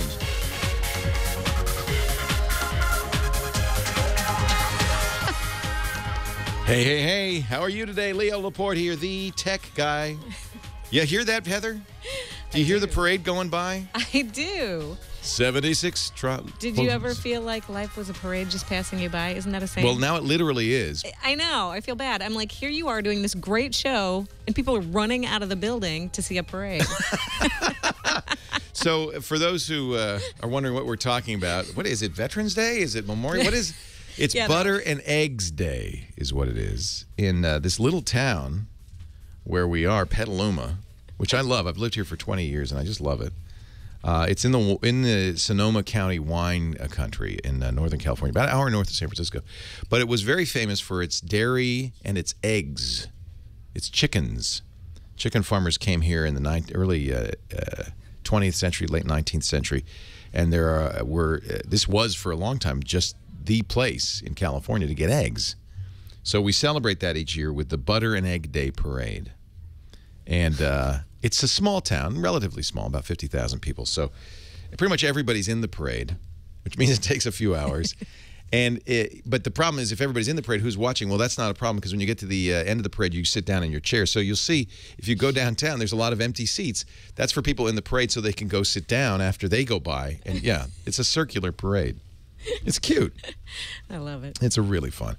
Before the show, we were out there, Lisa and I were out taking pictures because they have an event called the Cutest Little Chicken Town where they get little kids, like 3 months old, dressed up like chickens. and their parents bring them up on stage, and then it's like a talent competition, and I think this is there must be somebody is maybe Rick Steve or somebody did a story about it, because the line was around the block. I've never seen so many people vying for cutest little chick in town. So anyway, we have some pictures. We'll put them up on Facebook. So I have a challenge for my mom. My mom, 80 years old. She was out here. You met her, Heather. And she is pretty computer literate, has an iPad she loves. She has a laptop. By the way, I talked about that last hour. They're fine. They're safe. They're getting mailed to her. But she had on the desktop of her laptop a file called passwords.doc that had all her passwords. And that's why I had a little moment of consternation, because I thought anybody finds this laptop, just opens it up. Oh, look, all her banking right there. So I had been converting her to LastPass, which is a password vault that I recommend everybody use. It's highly secure. She only has to remember one password now, and everything else is in the vault. In fact, LastPass will fill in the passwords. So that challenge, she's doing very well. I just want to report back. So now another challenge. She's not on Facebook. I said, Mom, why aren't you on Facebook? Well, I don't. My privacy is very important to me. I know what it really is. She doesn't want her old boyfriends looking her up. So, but I said, but Mom, if you want to know what's going on with me and the kids, your grandkids, Facebook's where everything is happening these days. The challenge, and I think we're going to make this we'll put this as an article on the website, Tech Guy Labs, is can you create, by the way, here's some pictures on my Facebook from that Lisa took of the cutest little chicks in town. Aren't they cute? So the challenge is, can I create a Facebook account for Mom that no one can see or find her, but allows her to see what others are up to? So what would those settings be? So I'm gonna do that, and we'll report back to you tomorrow, and put an article in the show notes at techguylabs.com, because I bet you there's more than a few people. That is a cute picture. It's more than a few people who want to have a Facebook account but don't want anybody to see them. How to make a private Facebook page. Non-trivial, by the way. It can be done, but it takes a little effort. 8888 Ask Leo. Heather, who should I talk to next? Let's talk to Jim in the UK. I believe he's been holding a while. Well, he's on Skype. It probably didn't, but you're okay. right. We should take it. Hi, Jim. Leo Laporte, the tech guy. Hello, Leo. It's Jim here. I'm talking about. I've got a problem with my Windows computer. All right. By the way, it sounds so posh when you say it. Sorry. My window. No, don't apologize. My Windows computer. I love that. Well, I went ahead and built a Windows computer. Never built a computer before, so I went ahead and built a. You did it yourself. Yeah, I've never built a computer before. So just before that, I fixed my Mac computer by changing my thermal paste on my CPU because it was overheating. Yeah, once you've done that, you get very confident, don't you? Hey, if I could do that, I could build a computer. Yeah, I know, because it hadn't been cleaned out for 6 years for the intake. Well, so remember when last hour we had a laptop caller. You were on hold. You probably heard it. A laptop caller whose laptop was overheating when he played Call of Duty, and that can be a problem. The thermal paste stops being effective. That means you're not getting good connectivity between the chip, the top of the chip, and the bottom of the heatsink and the fan, and that can really cause a big problem. So that was a good way to fix that. Is to replace the thermal paste. My fan as well, you see. Yeah, very good. That making some sound. So tell me about this new computer. You built a PC? Yeah, I built a PC. I was going to buy a Mac, but then I thought let's build a PC. So I put a 420 rad in the top of it. It's only got an i5 35K in it, and then I put just a 66T graphics card with a can't think of the motherboard. ASRock Ferrari thing.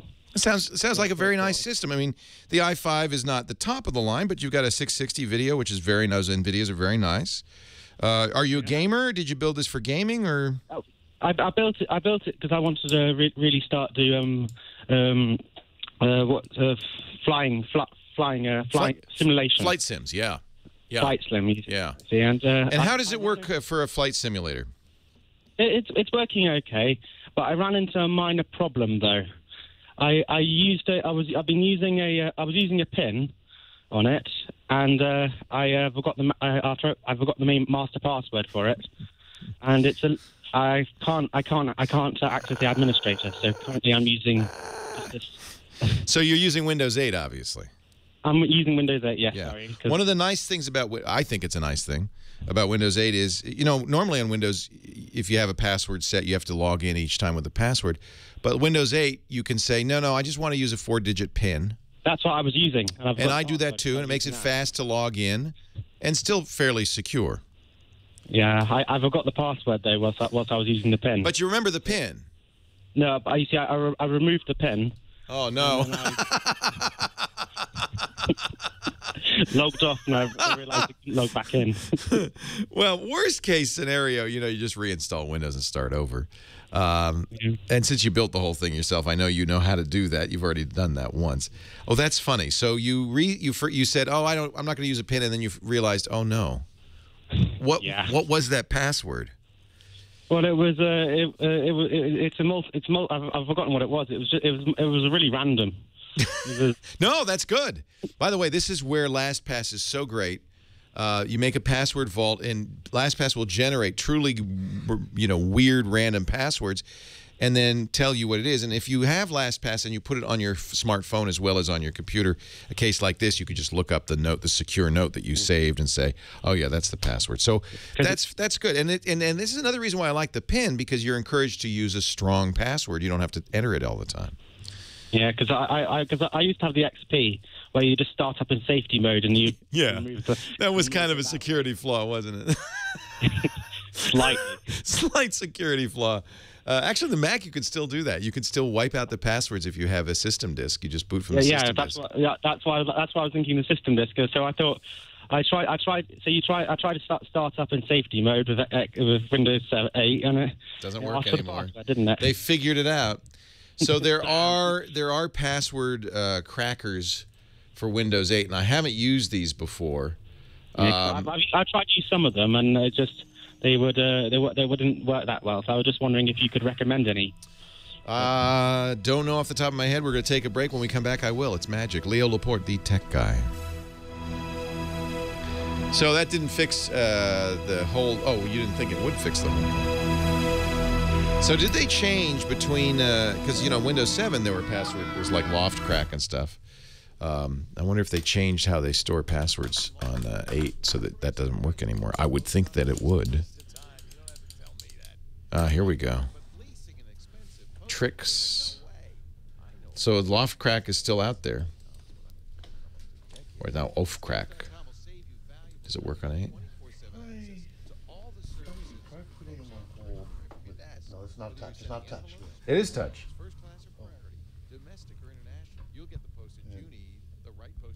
Doesn't work there either. That's a sign. So it's not it's something in the software. Well, I don't know, because you didn't pick them up here, so it may not work. It should work. Should work.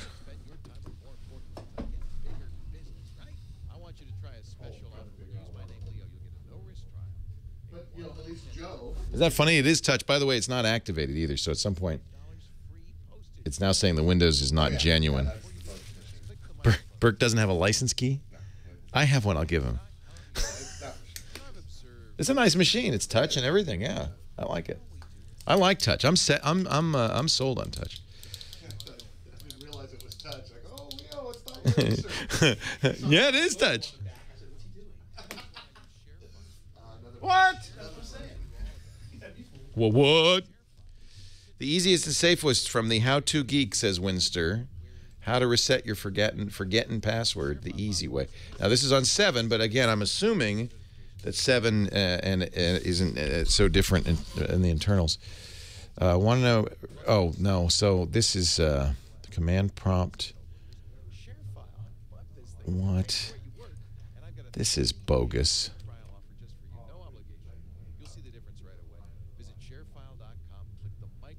Is this a joke? Okay. It says, find sticky keys, which is set hc.exe in the system32 folder, copy command.exe, cmd.exe over the sticky keys, reboot the PC. Once you get to the login screen, hit Shift 5 times, and you'll see an administrator prompt. Is this real?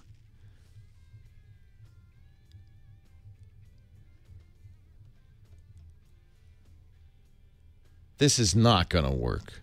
Does that work? If that works, that's there's no comments, unfortunately. I would love to read this. What? That's ridiculous. Okay. Well, this is good. It does feel like you want to swing a chicken around your head 3 times. And yeah. That is an amazing trick. Does it work on 8?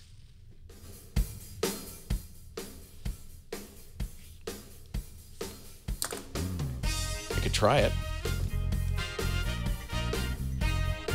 Does it work on 8 is the question.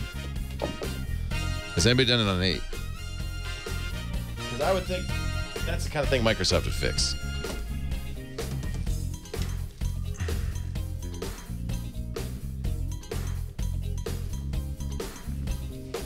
That is hysterical.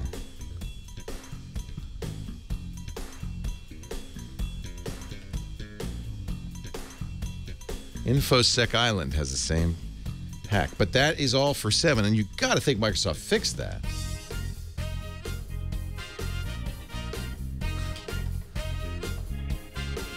Yeah, all good programmers put in a backdoor. What is that from? Shall we play a game? War games. It's got to be a backdoor. Definitely a backdoor. All right, Leo, stamps is the billboard. All righty.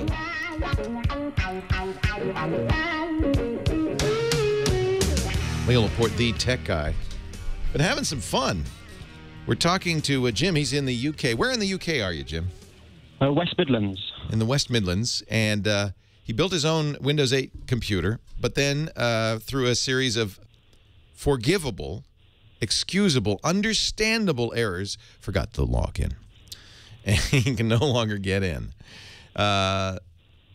Somebody in the chat room quoted a guy named Leitner saying, all good programmers put in a back door. Is there a back door to the ostensibly secure Windows login? Well, there was to Windows 7, and this might also work with Windows 8, although one would think that Microsoft would be aware of this backdoor and fix it. This is from the chat room and a website called How to Geek. Get this. We'll put this in the show notes. This is for Windows 7. Get this. It's hysterical. And I have a feeling, and I'll tell you why, this might not work for Windows 8. And so, first of all, you need a Windows install disk. I presume you have one of those, Jim, because you built the computer yourself. Yep. You boot the Windows install disk, and you select the repair option, repair your computer. It's in the lower left-hand corner. You might miss it. It's right down there. You go through until you get the option to open the command prompt. You want to select open the command prompt. Okay. And then type in a command. This is hard to believe this works. You're going to replace a file, the sticky keys file, which is part of the accessibility system on Windows, with the command prompt. So I won't give you all the details. You'll definitely want to follow this recipe from How To Geek step by step. But essentially, you're going to back up a file in the system32 folder called sethc.exe. Then copy the command executable, cmd.exe, on top of it. So you're replacing sticky keys with command. Now reboot. And what will happen, of course, is when it boots up, you'll get the password and you don't know it. But if you turn on sticky keys by hitting Shift key 5 times, that's the accessibility command in Windows. You probably run into that by accident. You know, if you lean on the Shift key for a while, suddenly sticky keys will pop up. Say, hey, you want me to turn on sticky keys?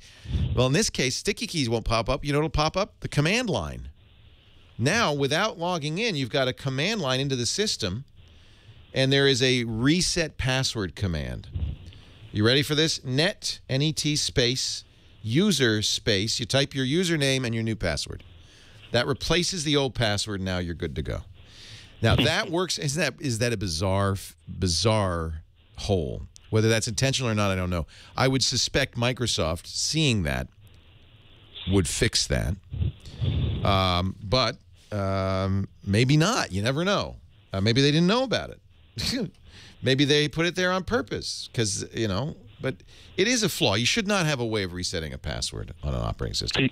Because I know you can reset the password if you if you're signed in online. Yes, and that's what I've done, by the way. I've attached my password to my Microsoft account. So that means that no longer do I use a special password made up for the hardware. I log on to my Microsoft Live account as part of logging on to Windows. And that's another reason why they put that PIN thing in, because presumably people have a complex, long, and random password for their Live account. All right, here's another one, a password reset hack. You know what? I think it works on Windows 8. Holy cow. It's replacing sticky keys with command line and then using the net command, which has been around since Windows began in day one. Try that. I think this is something to keep in your hip pocket. I thank you, Jim. It's great to know you're listening in the Midlands. Thank you very much. Have a nice show. Does that not sound good? Does that line not sound amazing? Wow. First of all, using Skype, so that gives you a little advantage. But really, I got to give credit to the Telos VX system. We've changed our call screening system. Today's the first day we're doing it. The call screening is now local in here in the Tech Guy Labs, and we've hired the wonderful Heather H. to join us. She's screening right across from me. If you've ever seen the TV show Frasier, just imagine me as Frasier, and she's Roz on the other side of the glass from me, and she's screening the calls. But I don't have to talk to crazy people. Heather, this is your first day. I wouldn't say that right away. Be patient. Okay. And then we're using a new system, which is the state of the art. This is a top of the line call screening system from Telos. They made our old system, but this is much updated. The Telos VX. I want to thank Joe Talbot at Telos, he's actually watching, and he's been troubleshooting it as we go. Yeah, we salute you. And also the folks at Tel Pacific who are providing the VoIP interface into the studios, and then it's attached to an asterisk box, which is an open. I love this open source PBX down in our basement, which is handling the calls, because you need something kind of fancy, because radio station call-in shows use something called a hunt group. So because think about it, we got one number, but we got to get a bunch of people on the line. I got 6 people right now on the line. So Heather, this works pretty well. I think the sound quality is superb. I got no complaints. Yeah. Who should I talk to next? That last call was a little high tech. Oh, we're gonna get a little low tech now. A little. Is bit. My mom on the line? No, it's not that low tech. Okay. Julie in LA, I've seen this problem with friends in Marin County, so I'd like to know the answer myself. Good. A little self-help here. Hi, Julie. Leo Laporte, the tech guy. Hi. Hey. Thanks for taking my call. My pleasure. What can I do for you? Well, I live in a canyon in Los Angeles, and in my house there's one little 2-foot square where if I stand with my finger in the air, I can get 1 bar on my cell phone. I know that feeling. Yeah. And I'm just wondering, and pretty much all of the cell phone companies are the same in the canyon. There's not one that nobody has good. Yeah. The others. So there's a way to. Who's your cell phone company? Verizon. Okay, there's a way to do this. You want something that is generically called a femto cell, but Verizon calls it their wireless network extender.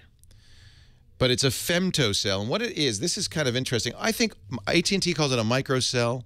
Sprint has another name for it. What it is, it's kind of putting a cell tower in your house. Cool. That way you'd get better reception, wouldn't you? I would So, but here's the catch. It uses your internet access. So it will connect up to your router. So you have to have internet for this to work. And then your cell works 5 bars because you're right next to the cell tower. And it's going to use your internet access to go back and forth. I see. Now, is it like a box or something I have to purchase? In almost every case, they give it to you for free. No kidding. Well, because they don't want to lose you. Right. Okay. So Sprint calls it their, I can't remember. It's Sprint does a lot of them because for obvious reasons. So just call Verizon. I want a femtocell. Leo Laporte, the tech guy.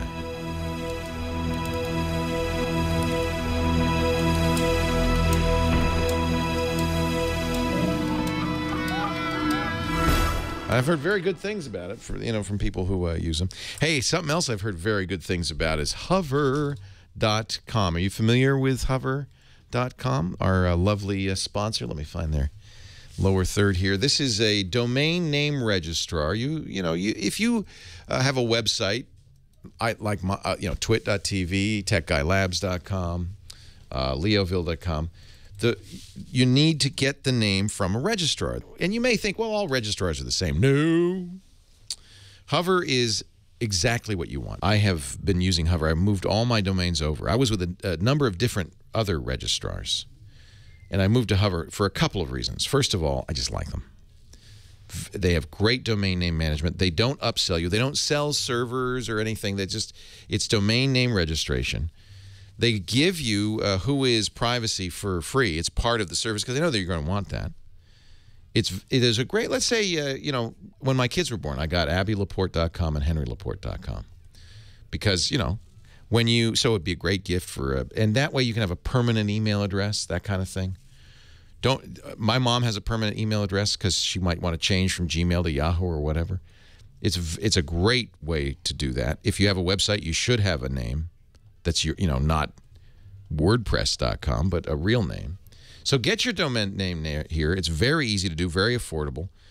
They will transfer existing domain names with their concierge transfer service. They do all the work for you. They have all the names, .com.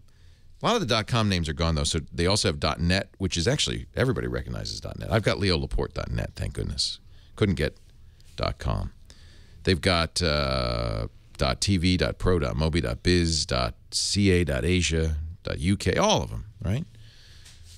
Loving Hover. You will love Hover, too.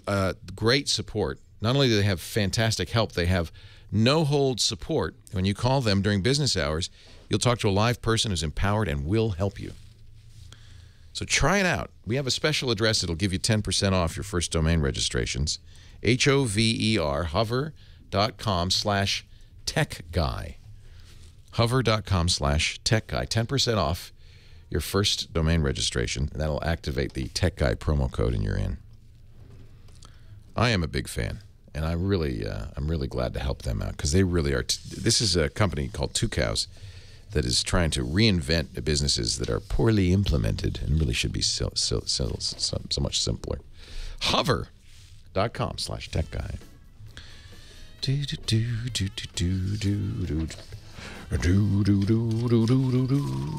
Yeah, I could get a femtocell for AT&T in my house. That might help it.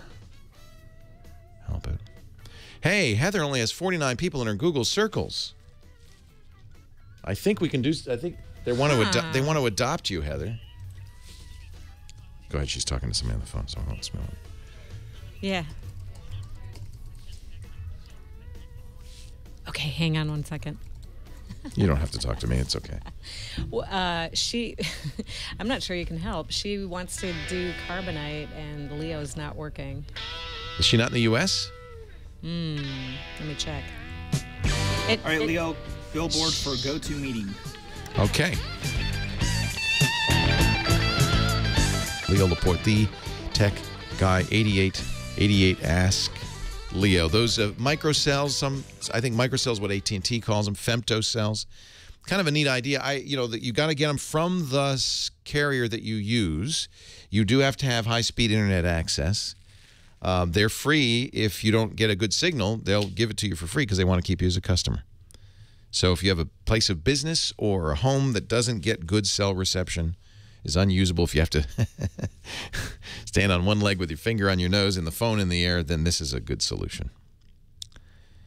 8888 Ask Leo. That's the phone number. Oh, see, now we have this other thing I can do is press this arrow key, and I'll take the next caller, who is Penny in Sacramento. Hi, Penny. Leo Laporte, the tech guy. Hi. Hey, I have a HTPC home theater setup that has started to overheat pretty badly since I put it in a cabinet. Yeah. So these home theater PCs are Windows computers that are designed to be in the living room, hooked up to a big screen TV, and you know they run the media center and they let you watch movies and stuff. The thing is, they make these without fans a lot of times, because the last thing you want is to be sitting in your living room watching a quiet passage in a movie, and you hear as the computer is going. Yeah, actually, mine is a Mac Mini, but I do use it for everything. Perfect. Oh, you're smart. You got this all wired up. Yeah, and I'm really super happy with it. It's just that since we had a baby, we need to get everything behind glass doors and protect it. Child-proofed it. Right, we child-proofed it to death. Well, it's not so much whether it's in a closed cabinet as whether there's a lot of air around it in the cabinet. Is it a small, tight space that the Mini is in? No, it's a pretty good-sized cabinet, and there are some holes that we drilled in the back to let in air and cables, but it's just not cooling it down. And I had a Drobo in there and had to just move it to the outside, the back of the cabinet, because it would just shut down. Yeah. And so it must be getting pretty hot in there if the Drobo's not liking it either. Yeah, I installed a temperature monitor app, and it says that it's like the ambient temperature inside the Mac Mini is 109. So I'm thinking that's kind of bad. That's kind of hot. Yeah, the Mini has problems anyway with getting hot because it's such a compact, tight little package. And it's on its little feet, right? It's up off. There's air going underneath it as well, right? Yeah. Yeah. Well, I hate to put a fan in there, but that would be one solution. That's going to add some noise, but it will blow air into the cabinet. Yeah, I did that. Oh, wow. A USB fan, but it just doesn't do anything. Yeah, the USB fans are pretty anemic. Yeah. Yeah. Now, here's an interesting thing about fans. The bigger the blades, the quieter they are. So they make very quiet fans and move a lot, because they don't have to spin as fast. They move a lot of air, but they're big. They're like 8 inches in diameter, and that is a great way to do something like that. It'll move a lot of air, which is what you need to do. You need to get the cabinet temperature down. I don't know, short of packing it nice, I don't know if there's anything else you can do. You need to get air in there, and that cabinet is tight. There are, they make furniture for this purpose that actually has, little fans in it and so forth. I wonder if you could maybe take the Mini out of the cabinet and just put it high up. Yeah. Kid's not 6 foot tall yet. No, she's only 10 months. And she probably isn't even climbing ladders yet. So I think you're probably all right. Yeah. Okay. Let's see. Is the Mini on top of other equipment? No, it's on. There's 2 shelves, and there's the Mini is in there, and there's a couple of external hard drives in there, and then on the other side there's a receiver. Yeah. Somebody in the chat room, and I actually like this idea, although it requires buying new furniture. Brian says, in the chat room says, I have a standout AV furniture that has built-in fans. And it's designed for exactly the situation where you've got a cabinet with a lot of hot equipment. I have the same problem in my AV setup. I have a ton of little, the AV receiver and all sorts of stuff. The problem is the Mini is maybe more sensitive to overheating. Mm-hmm. So Brian says these cabinets have fans. The receiver is what's really generating heat, by the way. Yeah. You got to get some cool air in there. Mm-hmm. So just keep looking for bigger fans. Yeah, or take the back off the cabinet entirely. Yeah. Sometimes these cabinets, depends on the cabinet, and structurally the back is keeping it from sliding sideways, falling over. But you maybe cut a bigger hole in the back.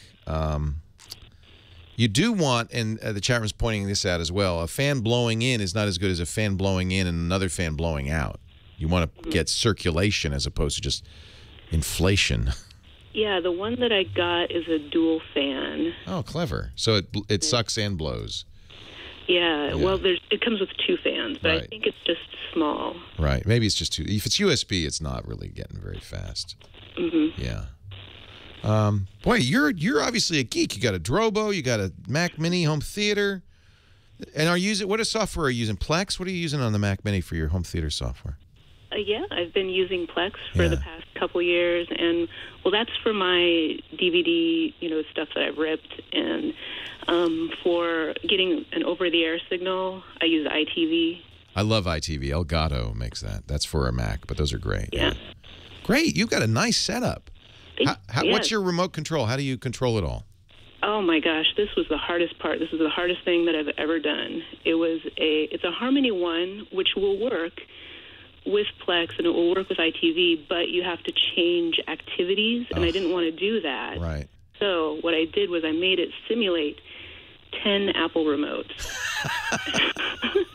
And now it works perfectly. Anybody can use it.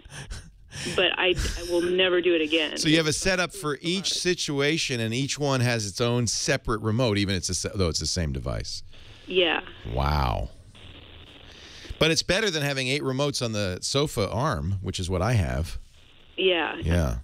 You know what I really like, and I think this is going to be the future, the new HTC One phone and a number of other new phones have infrared remote control blasters. So you can actually use software on the phone to make it be a universal remote, kind of a la the Harmony. But since you always have your phone, I think it's a good alternative. The Galaxy S4 will be doing that when that comes out too. I'm glad to see these phones. They're really making these phones so that this is the one thing you hold ever. Well, I have a Plex app on my iPhone. Exactly. And it does control it great. But the problem with using any phone is that I have a it's not instant. You have to put in the passcode, and it's annoying, isn't it? Yeah. There's no touch, buttons that you can just feel. Yeah. Somebody in the chat room suggested that you get a 10,000, make it 30,000 BTU air conditioner in the room and have industrial. Jim is in San Marcos, Texas. That's how he knows that. Well, I do have a good air conditioning, system in the house. Yeah, it's just that cabinet's not getting circulation. I think better fans, not USB fans you plug in with big blades. That's going to make the difference. Leo Laporte, the tech guy. She's got a notebook cooler. It didn't do it. It's not moving enough air. That's the problem.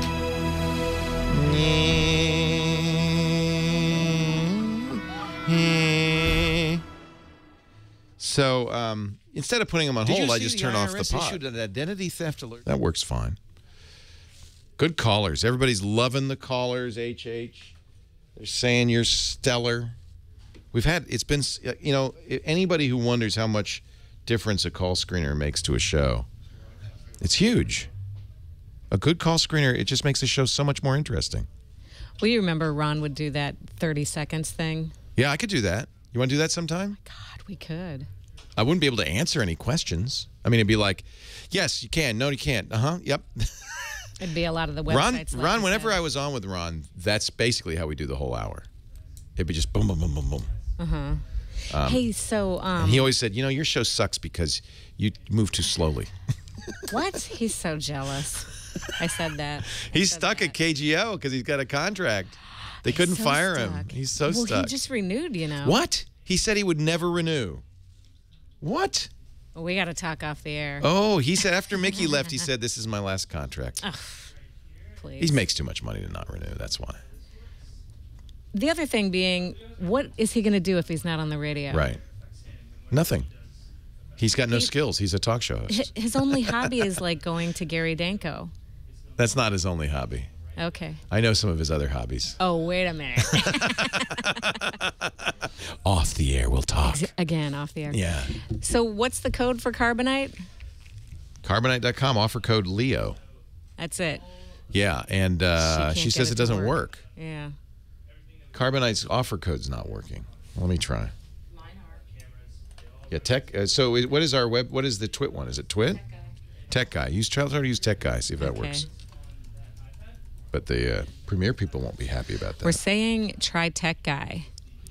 And I've also heard that typically there is no case sensitivity, so should work. Yep. Let me just try it right now. Yeah, either Leo or Tech Guy.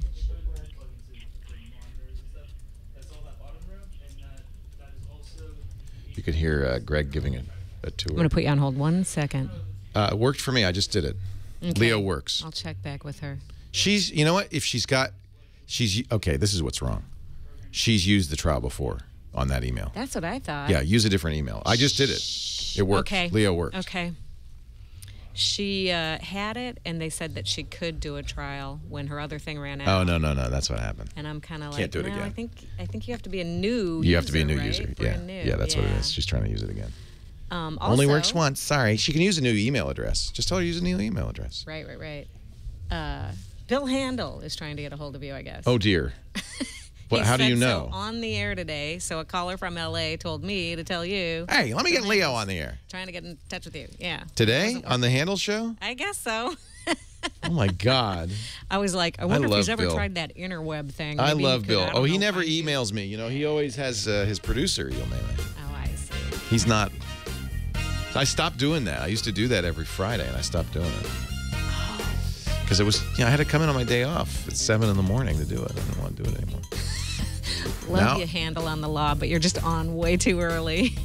Actually, this was his KFI morning show. Oh, right. But, well, he's off now because I'm on. So, Ron used to do that. Maybe this is him calling you on line 5. Yeah, see. Ron used to do that. Is this Bill Handel? He's not watching. Ron used to say on KGO, he'd go on KGO and say, I don't know where Leo is. Get Leo. That's when you've been on the air too long.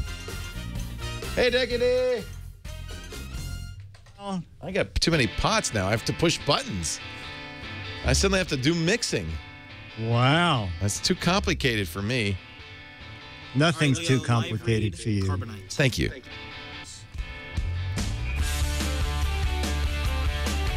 Leo Laporte, the tech guy, 8888. Ask Leo. That's the number. But at this point, if you call, you'll be talking to Heather, and that's it, because this is the last segment of the show. We are wrapping things. I can't believe how fast this went. I want to thank Heather, our new call screener, for putting together a great show. You did a Marvy job. Oh, Heather. your callers make it so easy. Thank you. And we might have time for one or two more, so don't hang up yet. Let's say hi now, though, to Dick DeBartolo. He's Mad Magazine's maddest writer for 50 decades. Yeah, 50 decades. Since Moses parted the Red Sea. Yeah. And also a major gadget hound. Back then it was tablets. Today it's still tablets. Kind of interesting. Yeah. Very good. Yeah. Very good. Hey, Dickie D. How you doing, Leo? I'm well. Good. What do you got for us today? Today's the parade. Yeah. Oh, you're missing Butter and Eggs Day, dude. I don't believe. Can you hear it. the drums in the background? Boom, boom, boom, boom, boom, boom, boom. Oh, sounds like Mordor on parade. You know, I picked the wrong week then to email your Chamber of Commerce because they're too busy. They're a little busy. I woke up. You know, you ever wake up in the middle of the night with an idea? I woke up in the middle of the night and thought there should be a Twit Appreciation Day in Petaluma. So I emailed the Chamber of Commerce and said, you brought employment, you bring tourists, and there should be some acknowledgement. I agree. I agree. Okay. People from all over the world hear about Petaluma and our little parade because of this radio show and the other shows that I do out of this. You know, this is the Tech Guy Labs is now housed in a 18,000 square foot. It's 18,000, something like that, 17,000 square foot building that used to be a drugstore. For 60 years, it was a drugstore. I right now am sitting where the Beanie Babies were sold. Really? I swear to you. And you know how I know that? Because I used to buy my Beanie Babies here. Wow. Wow. Yep. Yeah, you see, there should be a Twit Appreciation Day. Well, hopefully there will. Thank you. I appreciate it. No problem. Anyway, I have a little gadget for hound dogs. Actually, not for the hound dogs. It's for the hound dog owners. Well, I'm a hound dog owner. Is Ozzy, does Ozzy qualify as a hound dog? He's a little papillon. Hound dogette, I think it would be. A cocktail weenie. Okay, go ahead. Yeah, don't say that in front of him. Yeah, well, he's a cute his dog. ears popped up. That is one cute dog. Thought I was going to give him a It's called the Bark and Activity Counter, and this is for pet owners who want to keep track of what their dogs are doing when they're not home. So it's a little. I have one of those for my teenagers, actually. Oh yeah. You know what? If you did that with Henry, you would at the end of the day you would plug it in, and it would just say he was howling from 7 p.m. till 5 a.m. in the morning, and then he slept. I think I heard much of that howling last night, as a matter of fact. Oh, okay. Yes. Okay. So the Bark and Activity Counter. It's from. You'll find it on the web under petsafe.net or premier.com because the one company is taking over the other company. So it's for people who worry about, was their dog barking all day and annoying the neighbors? Did the dog sleep all day? What is the dog doing all day? So they wear this on this collar. I think Ozzy's out of the picture because it's not recommended for dogs under 10 pounds. Oh, yeah. No, he's only 7 pounds. And then when you get home, you take this little device, plug it into your computer, and it'll print out a graph of the day, the hours of the day. Wow. I think it was every 10-minute period. And for most people, you'll see after you left, your dog will probably walk around a few minutes sort of saying, oh, they're gone, they're gone. Then they usually sleep. One person was saying they noticed there was a little activity around 2 p.m. and they realized that's when the mailman came. Then the dog was quiet till about 5.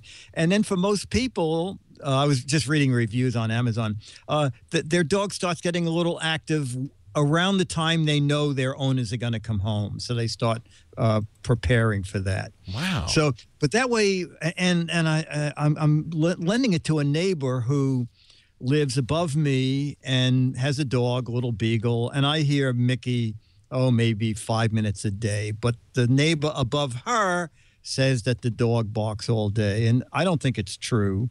So I'm going to let her borrow the Bark and Activity Counter, and then she can have a printout saying, my dog barked for exactly 4 minutes from 4:20 to 4:24. And it keeps up to 3,000 sessions in memory, and each one of them is up to 99 minutes long. So it works on Mac or PC. It's $71. And it is the Bark and Activity Counter.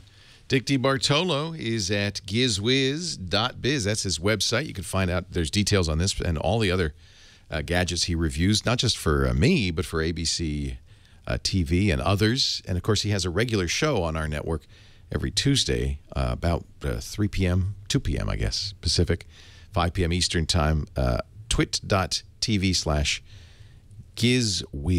if you'd like to Yes, and just watch it. 3 more days to play the What the Heck Is It? Really? The end of the month? Yeah. Yeah. Can you imagine? Well, it looks like, I'm still saying it's a Smurf towel holder, but I could be wrong. Actually, that's the good news because there's 12 Mad magazines autographed by Dick for the right answer. There's 24 magazines for the wrong answer. So I'm in good company. Yeah. A little more competition for those, though. So it all works out. Gizwiz.biz. Thank you, Dickie D. Yes, sir. Go back to the phones. I think I have time for maybe one more call. Heather, you have anybody in particular that you think we should talk to? Yeah, Last I feel call. like Morgan in OC touches on something that was on a few of the lines, and so she's the best caller to address this with. Last call. Morgan in Orange County, Leo Laporte, the tech guy. Hi, Morgan. Hi, how you doing, Leo? Wonderful. Thanks for I calling. have a friend whose old PC died, and she bought a new Dell computer with Windows 8 about 2 months ago. And she's having all kinds of problems. And I suggested that she go back to Windows 7. Are the problems, let me interrupt you, Morgan, are the problems that she doesn't like it or that it's breaking down a lot? It's very complicated. She just doesn't like the new user interface. I believe that's what's going on. She's not alone. I tried Windows 8 for 3 months. It's not, now look, I'm fairly sophisticated. I could figure it out. I just found it confusing and I wanted to go back to Windows 7. So let me tell you, she does not need to go to Windows 7. I'll tell you what I did. It's $5. There's a free program she could try called Classic Shell. But the one I like is called Start and the number 8. Start 8. It's from a company called StarDock, StarDock.com. And it does the one thing that's going to change your life. It brings back the Start menu. Oh, that's great. That's the thing people have trouble with. She's not a computer geek by a long. But she's used Windows before. Yes. What we find is people who've never used Windows don't seem to have the same problem with Windows 8. But if you've used any other version of Windows, it's like, well, where's my Start menu? So this, for $5, it puts back the Start menu. And frankly, I've been using it, and it just makes it so, it's like, Now, there's still the Metro menu is still there. It doesn't go away, that that slidey menu on the front page, but it doesn't start up in that. It starts up in the desktop. I think it's a very good solution for people who are having trouble with Windows 8, and definitely cheaper than downgrading to Windows 7. Leo Laporte, the Tech Guy. Well, that's it for the Tech Guy Show for today. I'm Leo Laporte. Thank you so much for joining us. Don't forget, the Tech Guy is just the tip of the iceberg. We do nearly 30 shows now on the Twit Netcast Network, and you'll find them all at twit.tv. We talk about Windows on Windows Weekly, Macintosh on MacBreak Weekly, iPad on iPad Today. You get your daily dose of tech news from Tech News Today, and our weekly roundtable show, This Week in Tech. It's all at twit.tv. And I'll be back next time with another great Tech Guy podcast. Thanks for joining me. See you next time.